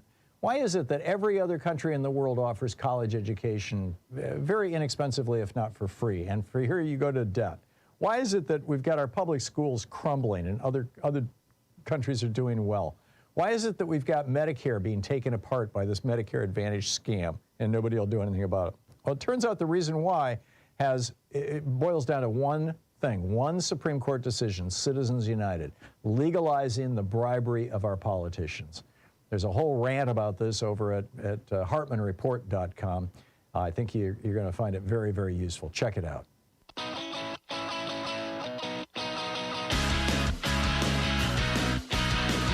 Welcome back. 21 minutes past the hour. So down in Florida, Ron DeSantis and his Republican friends passed a law. It's HB 1069 is what it's referred to as, which says that any parent in the state or any person in the state, you don't even have to be a parent, any person in the state can challenge any book in any library or school. And this one person in particular has just been going nuts. Her name is Vicki Baggett. She's a high school English teacher in Escambia County, Florida. And she has issued hundreds of challenges in her county and in neighboring counties. And the outcome of all of these challenges, and again, this is how, just a small handful of right-wing cranks can just screw up an entire state. The result of this is that they have now banned, the law says you may not have any book that, quote, depicts or describes sexual conduct. So the dictionary, you look up the word intercourse in the dictionary, it describes sexual content. So we got to get rid of the dictionaries. More than 2,800 books have been removed from libraries down in Florida now. 8 different encyclopedias, 2 thesauruses, 5 editions of the Guinness Book of World Records, biographies of Beyonce, Lady Gaga, Oprah Winfrey, Nicki Minaj, and Thurgood Marshall are locked in storage. Now, Thurgood Marshall, apparently you can't also describe anything nice about black people. Classic texts like Anne Frank's Diary of a Young Girl. Anne Frank wasn't describing having sex. Nowhere in the book. But hey, it's about how bad Nazis are. We can't have that, right? The Adventures and Memoirs of Sherlock Holmes. Say, what? I don't recall Sherlock Holmes ever having sex either. Agatha Christie's Death on the Nile. I saw the movie. I never read the book. But, if you are in this county and you're a student, you can't get these books. 23 novels by Stephen King have been removed. They have Atlas Shrugged. Well, maybe Atlas Shrugged should be removed. Bill O'Reilly's books. The Florida Department of Education Commissioner Manny Diaz says this isn't black book banning. He says removing clear instances of pornography and sexually explicit material, often within arm's reach of our young kids, is not book banning. Really? Getting rid of the dictionary is not a book ban? This is from Judd Legum over at popular.info today. He writes, DeSantis justified his statements by claiming that no school district in Florida has removed more than 19 books. At the time that DeSantis said this, 148 books had been removed in Escambia County as part of the challenge process. Now, because he signed HB 1069, 10 times as many books have been taken off the shelves. And it's not just Escambia County, it's also Orange County, which includes Orlando. They've removed over 678 books from library shelves. It's incredible. It's just, and here, Attorney General Ashley Moody, this is Ron DeSantis' Attorney General, argued that the school board could ban books for any reason because the purpose of public school libraries is to, quote, convey the government's message. Now, maybe I missed that in civics class in 4th grade, that the purpose of a library is to convey the government's message, that she says can be accomplished through, quote, the removal of speech that the government disapproves. So here we've got these small government Republicans, right? And they only want small government when we're talking about food stamps. Anything that might help poor people or black people in particular. They only want to have small government when we're talking about public schools. We have 3 or 4 states now that are actively trying to destroy all of their public schools. These so-called small government conservatives are saying that the purpose of a library is so that our government message can be conveyed to your children. And we're going to accomplish that by banning books. And this is the Attorney General. This is somebody who graduated from law school, presumably. Passed the bar exam. I mean, I don't know for a fact that Ashley Moody did those 2 things, but it's really rare you find an attorney general who's not at least a lawyer. Convey the government's message through the removal of speech of which the government disapproves? I think to call that a novel argument, which is what Judd Legum is calling it in his popular.info newsletter, is kind of pushing the boundaries of metaphor. I mean, it's not just a novel. It's absurd. It's obscene. It's crazy. A word I overuse. I get it. My apologies, but When is this insanity? When are we going to wake up from this? I am very hopeful that that the right-wing billionaires are not successful when they're going to pour a couple $1 billion, maybe as much as $5 to $10 billion into these elections that are coming up. I am hopeful that they fail and that we can have common sense return to this country. You're listening to the Thom Hartmann Program. Call 202-808-9925. I'll pick up your calls on the other side of the break. It's 27 minutes past the hour.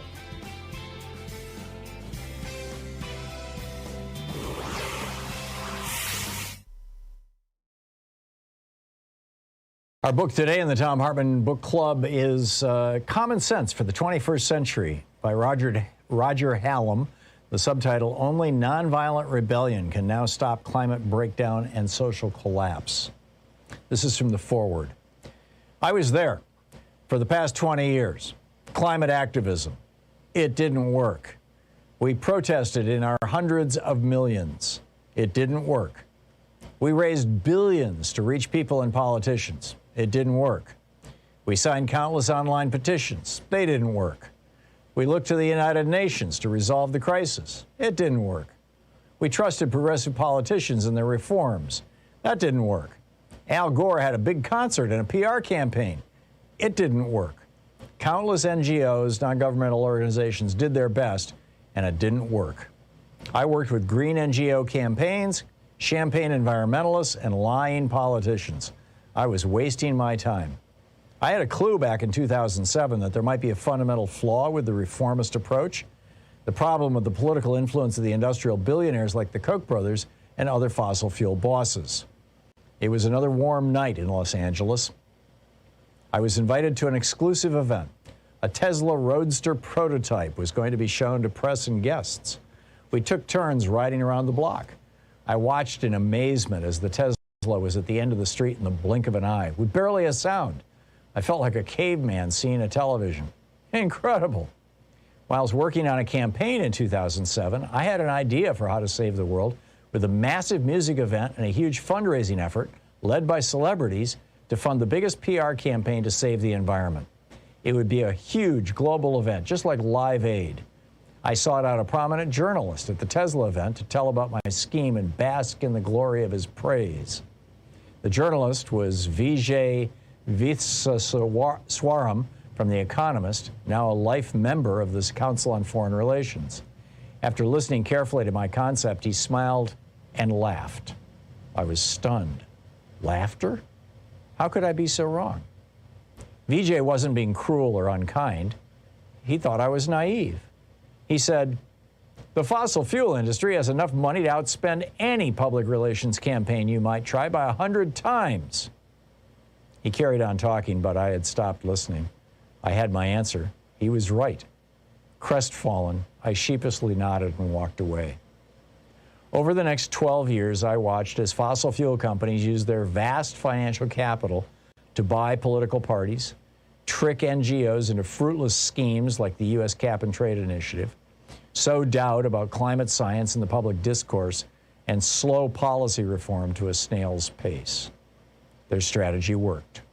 As climate skepticism continued to spread, climate change mitigation dropped down voters' priorities. With Trump and Putin in power, it was over. I quit climate campaigning. Then I heard about Extinction Rebellion closing 5 bridges in London. Then they closed central London in April 2019. This was something different. I met Roger Hallam and he explained his ideas for a radical plan to create real change. This included, first, tell the truth. Climate skepticism was pushed by the mainstream media, which spread doubt on climate science like a plague, leaving inaction in its wake. The scale of the crisis is being played down, and we must get the truth out. Second, nonviolent civil disobedience. We need to get arrested, tens of thousands of us, more. No more protests, no more petitions. Instead, nonviolent civil disobedience, lots of it, and on a large scale. Close down cities until the politicians take action, or until the people do. Third, universalism. In other words, the ecological and climate crisis should not be owned by any political ideology, culture, age, or gender. As Roger Hallam says, we all have a stake in the future. We should all be allowed to engage in action. I was convinced. We need a new approach to save ourselves and the planet. We need to spark a worldwide rebellion. We need some common sense for the 21st century. That foreword was written by, quote, anonymous climate activist. So this now is the introduction to the book. It is time to grow up and see the world as it is. There are some things which are undeniably real. There are some things we cannot change, and one of those is the law of physics. Ice melts when the temperature increases. Crops die in a drought. Trees burn in forest fires. Because these things are real, we can also be certain about what the future holds. We are now heading into a period of extreme ecological collapse.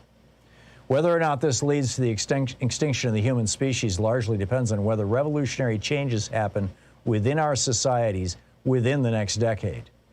This is not a matter of ideology, but of simple math and physics.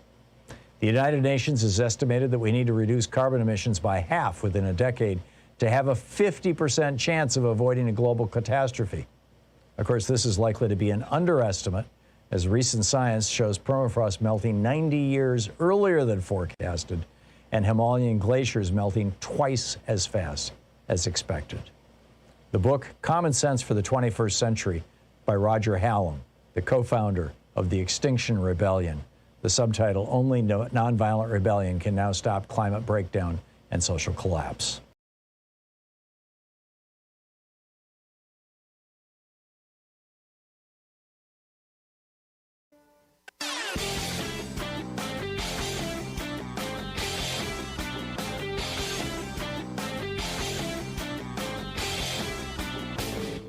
From international trade policy to immigration policy to housing, we've got all kinds of topics. The wars between Republicans and Democrats, the Republican efforts to induce fascism in the United States. A great selection of opinions will be found over at HartmannReport.com. Welcome back. 34 minutes past the hour, picking up your calls. Charles in Miami. Hey, Charles, what's on your mind today?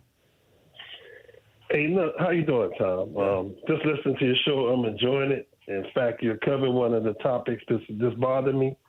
You know, we've been over it over and over on your show, and, you know, I got to repeat it.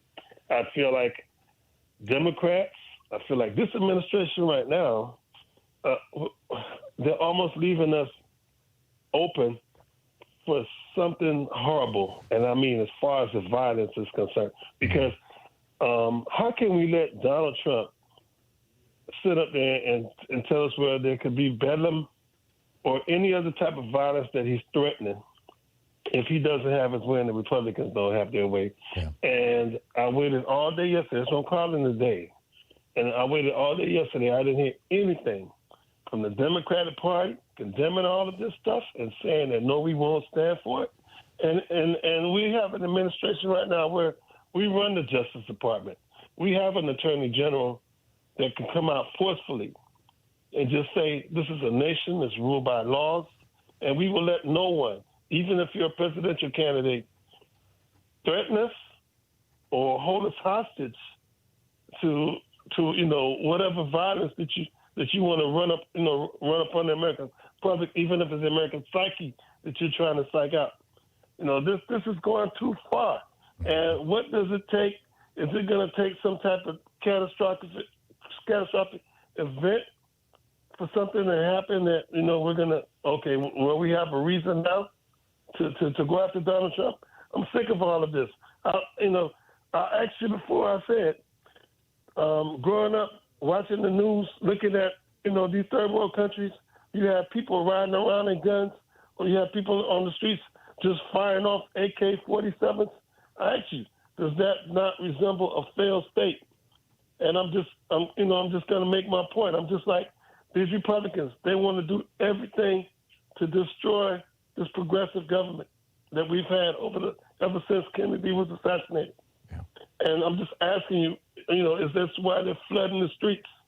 You know, are they trying to make this into a third world country in a way where it's going to just destroy people's confidence in the American democratic government. That's absolutely their goal, Charles. I wrote about this last week, or maybe the week before, that in third world countries, if you're rich, you have basically absolute immunity. You can do anything you want. You can use drugs. You can engage. You can buy people for sex. You can exploit people. You can steal from people. You can rob people. And nobody's going to go after you because, third world countries just don't have the infrastructure to enforce the law by and large. I've worked in third world countries, or at least these types of third world countries. And I believe that the right-wing billionaires who are running the Republican Party want that here. They want to have absolute immunity. They don't want to be held to account. They want to be able to do anything they please. And by and large, they can right now. I mean, when was the last time you heard about a billionaire being arrested outside of Donald Trump? And so, I'm with you, Charles. And I think I think what you're describing is absolutely what they want, which is a tragedy. Charles, thank you for the call. Rudy in Chicago. Hey, Rudy, what's on your mind today? Yeah, hi, Tom. Thank you very much for taking my call, and I'm a first-time caller. Well, thank you, Rudy. Thank you for your program. Have you seen that 60-minute report, the program from Australia about the a swimming pool boy that worked in a fancy Miami hotel? He had an affair with a married woman who turned out to be Jerry Falwell's wife. Right. And it turns out that Jerry Falwell, the president of the Liberty University, the evangelicals, he even liked to watch. Yep. So yeah, that was about a year ago that happened. Yeah, a year ago. I wonder how many people have really seen that. I don't know. I think the story is well known because Jerry Falwell stepped down from being president of Liberty, if my recollection serves me right. And I don't know if his marriage survived this, but, he's right. a classic example of hypocrisy. Right. It turns out that they would have affairs with other couples, and every time they would try to get blackmailed, their fixer was Michael Cohen. And That's Michael right. Cohen is the one that asked them to introduce Trump to the evangelicals. Yeah. It's crazy. Yeah, it is. And I'm guessing that, if Jerry Falwell and his wife want to reinvent themselves, all they need to do is join Moms for Liberty. I mean, apparently that's a thing, with them. So, Rudy, I'm going to move along. Thank you. Yeah, thanks for the trip down memory lane. Richard in Chicago. Hey, Richard, what's on your mind today? Oh, this is from a little bit earlier, but, we talk about these pardons that were so awful, and they were. We give a pass on the first Bush who pardoned Cap Weinberger and 5 other people, their Contras, that would have put him in jail if they had turned on him. And who recommended that pardon was Bill Barr. He was George Herbert Walker Bush's Attorney General. Wow. Yeah. I didn't know that. No, he brags about it. There's an interview that was done as part of a history project. I think it might have been the University of Chicago. I'm not sure, but one of these university history projects where they do oral histories and they interview people. Yes. And they interviewed Bill Barr, and this was like 20 years ago. And he was like, "Yeah, I said in for a pound, in for a penny, in for a pound." Because what I told George Bush to do is senior to do is just pardon all of them so that there can't be any prosecution. And Mr. Walsh, forgetting his last name, Lawrence Walsh, was it? The prosecutor, the special prosecutor? He was yelling bloody murder about this. He was like, this is a cover-up, and it was because they were about to subpoena the diaries that George Herbert Walker Bush had, which would have shown that he knew about Ronald Reagan's cutting a deal with the Ayatollahs to hold the hostages. And he could have gone to jail for that. And he didn't want that liability, that responsibility. And Bill Barr helped him cover it up. I've written 2 pieces about this. If you just plug it into a search engine, you can find all the details with hot links to all the articles. The New York Times, it was Christmas Eve in 1992, just 2 weeks before Bush left office that he did that. Well, yeah, and he was a drug dealer. They arrested some guy, and this fellow had his cell phone number. Or his private number in his possession. This is one of these guys. I forget. You're talking about the Eugene Hassenfuss thing? It was, I think, a different one. That wasn't. Yeah, that was another one. But no, this was some other. They finally decided they'd try to intercede in the drugs being brought in by Ollie North, who bragged about it to the Congress. I thought it was a pretty good idea, and I just, it's unbelievable. Yeah.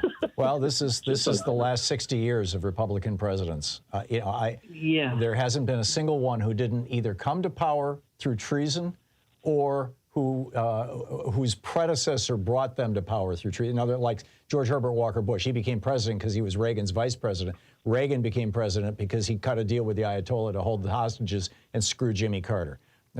Jerry Ford became president because Richard Nixon cut a deal with the South Vietnamese to refuse to end the war in 1968 and kill another 20,000 American soldiers. I mean, it's just like, it's a nonstop treason coming out of the GOP these days. It's insane. Yeah. Richard, excellent points. Thank you. Thank you. Okay, good talking to you. Jackie in Port Townsend, Washington. Hey, Jackie, what's on your mind today? Hi, another great show. Thank you. Thank you. I just see that Oregon is considering the 14th Amendment. It's before the Oregon Supreme Court. That's right. Washington has decided not to go that way. My question is, so if we don't uphold the 14th Amendment, isn't that a slippery slope about other amendments? Like maybe we shouldn't enforce the Second Amendment. I like the way you're thinking, but seriously, you're absolutely right. When you don't enforce the law becomes a joke, and that is what is happening around the Constitution and the 14th Amendment. That's what happened with the Hatch Act when Trump was in office, when his daughter and his press secretary and he himself were doing nakedly partisan and in some cases commercial. His daughter pitching beans from the Oval Office. You can't not enforce the law if you want to have a nation, to paraphrase John Adams, President John Adams, a nation of laws rather than a nation of men. Yeah, absolutely. Jackie, excellent point. Thank you for calling and making it. Annette in Northville, Michigan. Hey, Annette, what's on your mind today? My question to you is, how did we get rid of Citizens United?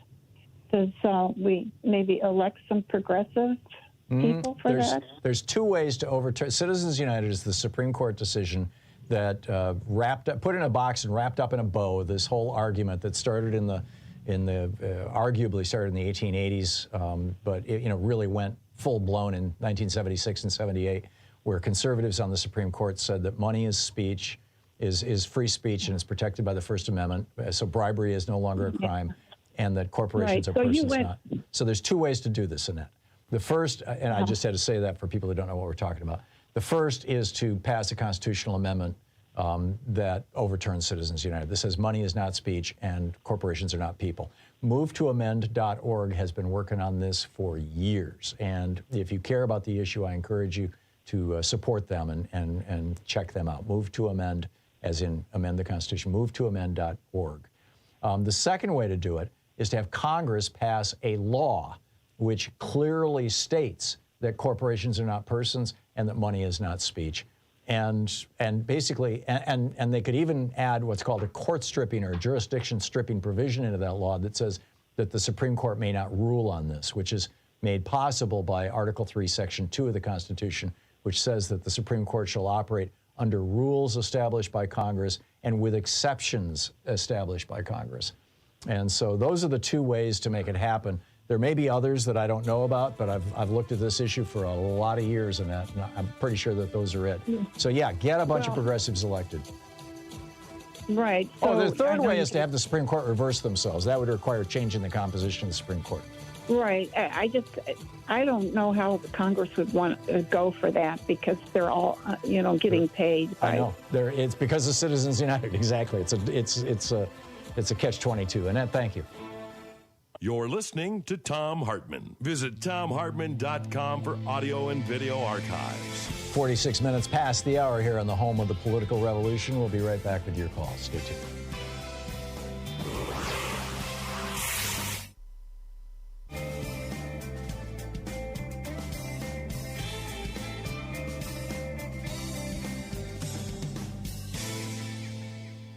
And welcome back. Patty in Rancho Cucamonga, California. Hey, Patty, what's up? Hi, Tom. First-time caller. Thank you. Enjoy your show because you always talk about things that some news media outlets don't talk about. But I have two things for you. I have you touched on the Russian papers this morning, and I wanted to let you know that Cassidy Hutchinson said she saw Mark Meadows with a big binder of paperwork. Yeah, that's that missing binder of Russian spies. Right. Or American spies in Russia. Yeah, apparently that was the last time that anybody actually saw it. You're right. I said the last time we saw it was in Trump's hands. It was Mark Meadows. You're right. Right. It was Mark Meadows. And I don't know if the DOJ picked up on that. But the second thing I wanted to talk to you about was a couple of nights ago, Jesse Waters from Fox News was spreading propaganda about Taylor Swift and saying that she was working for the federal government. And now Megyn Kelly is picking up on, I wouldn't say the same thing, but she's saying bad things about her. And I think it's because Taylor Swift was encouraging her fans to register to vote. That's correct. She didn't even encourage them to vote for Democrats. She just said, please register to vote. That's a threat to Republicans. I think that I've read that it's known that she was supporting Biden. Yes. And so, I guess news spreads fast. Mm-hmm. Yeah. I can't hear you, Tom. Oh, go ahead. Yeah, I'm still here. No, you're absolutely right, Patty. The Republicans have identified Taylor Swift as a major threat, and they're trying to trash talk her. They're trying to, smear her. They're afraid of her. They absolutely are, because her followers are passionate, and passion is something that you just can't buy in politics. You have, it has to be organic. Patty, excellent point. I just wanted to say that on, the internet, people are really pushing back. They really support her. Mm-hmm. It's true. And she's a phenomena. Not only is she... She is a phenomena. I went to her concert with my daughters, a Swiftie, and we went to two of her movies. And, she actually raised our GDP by $5 billion. That's incredible. I didn't know if you knew that. Yeah, I did. I read the article, or the commentary. Yeah. I am hopeful that she will play an active role, in the upcoming election. I don't know if she wants to. So, I don't know if she wants to be divided. Yeah. I'm kind of, leaning both ways on that. I don't know if I want her to, and I don't know if she wants to. Well, I hope she plays an active role in encouraging people to register to vote and make sure that their voter registration is active. That they absolutely. The first time she told people, 12,000 people voted or registered to vote. That's right.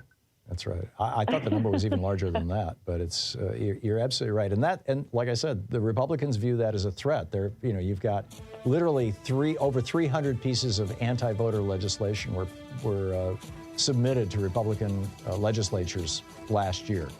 There's going to be even more this year. And Taylor Swift is pushing back on that. God bless her. I've got to go to one of these movies these days of her concerts. I heard that they're just great. Go, go. Take your family. Yeah, I'm going to have to do it. It's very, very impressive and uplifting. Thank you, Patty.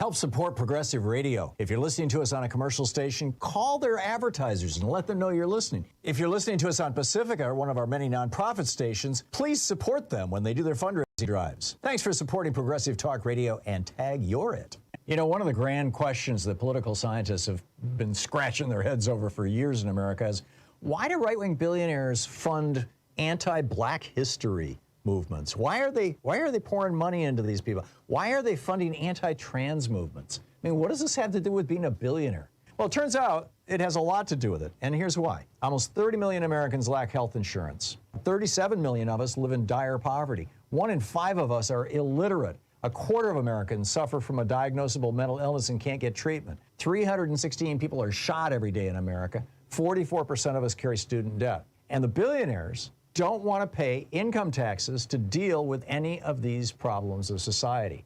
That's the real issue. If they can get us fighting with each other over black history or over trans people or kids, they win. Then we're not talking about taxing them, raising their taxes to where they should be. There's a whole rant about this over at hartmanreport.com that you can read and see all the stats and all the hot links. Check it out.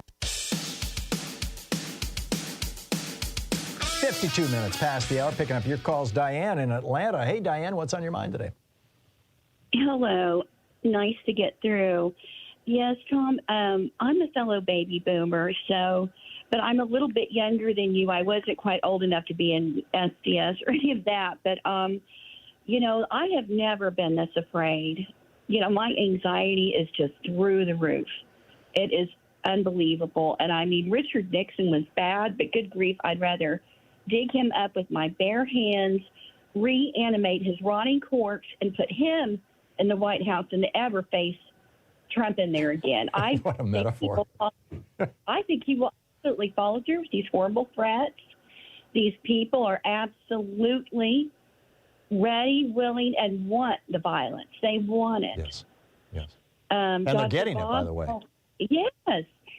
Dr. Bob Altemeyer, I just recently found his work, and he's a retired psychologist, and for years he's written about the followers of these right-wing dictators. Yeah. He wrote the book on authoritarianism that Nixon's guy, John Dean, wrote a follow-up called Conservatives Without Conscience about.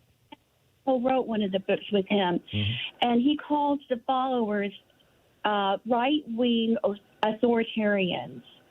And absolutely a lot of this he blamed, and I can see it now, on fundamentalism versus, just mainstream kind of Christianity.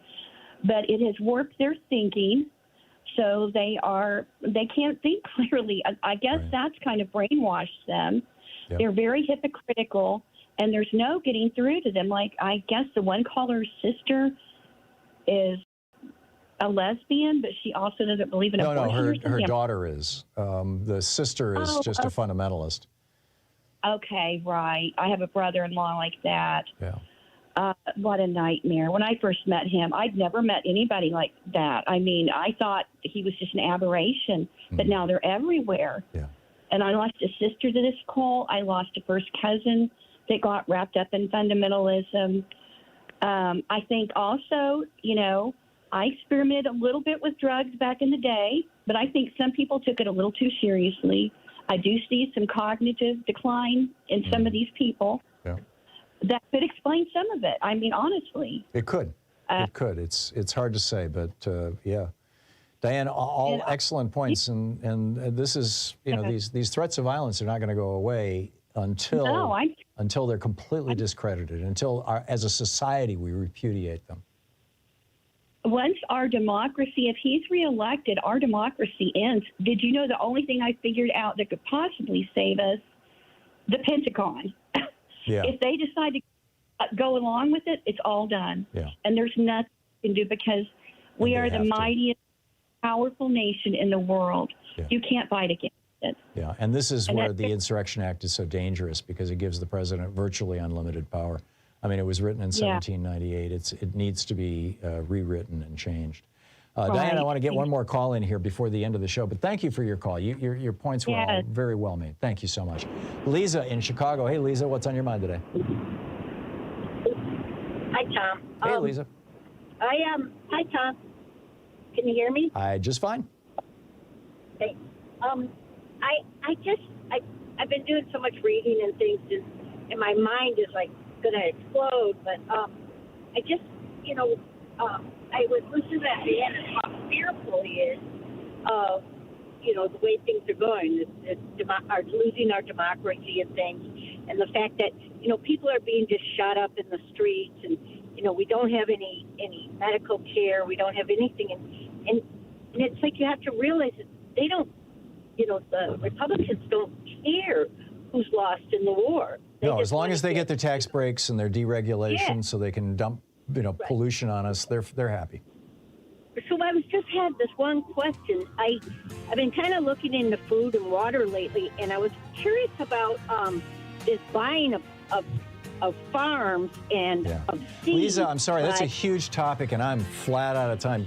Call back again, later in the week or next week, and we'll have a conversation about it. I'm so sorry. We just have this last minute here. But thank you for the call. Thank you for being with us today. We'll be back tomorrow, same time, same place. In the meantime, don't forget democracy is not a spectator sport. It requires all of us if it's going to work. And if you live in a red state, triple check your voter registration and do it every month, because they are purging voters as we speak. They just pulled 360,000 off the rolls in Georgia. So get out there, get active, tag, you're it. We'll see you tomorrow. Have a great afternoon. You've been listening to Thom Hartmann. For audio and video archives, visit thomhartmann.com.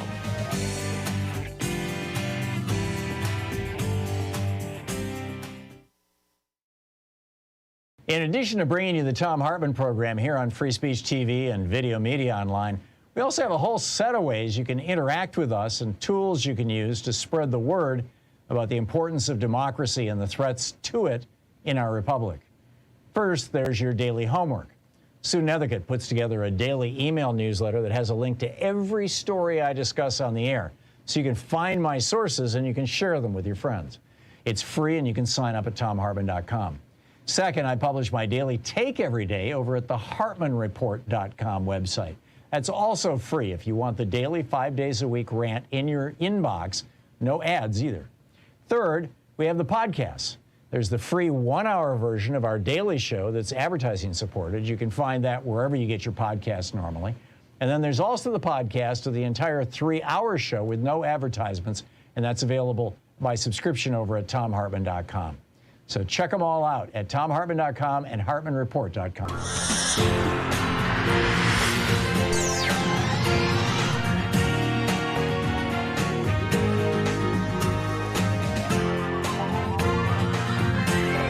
We say fight back!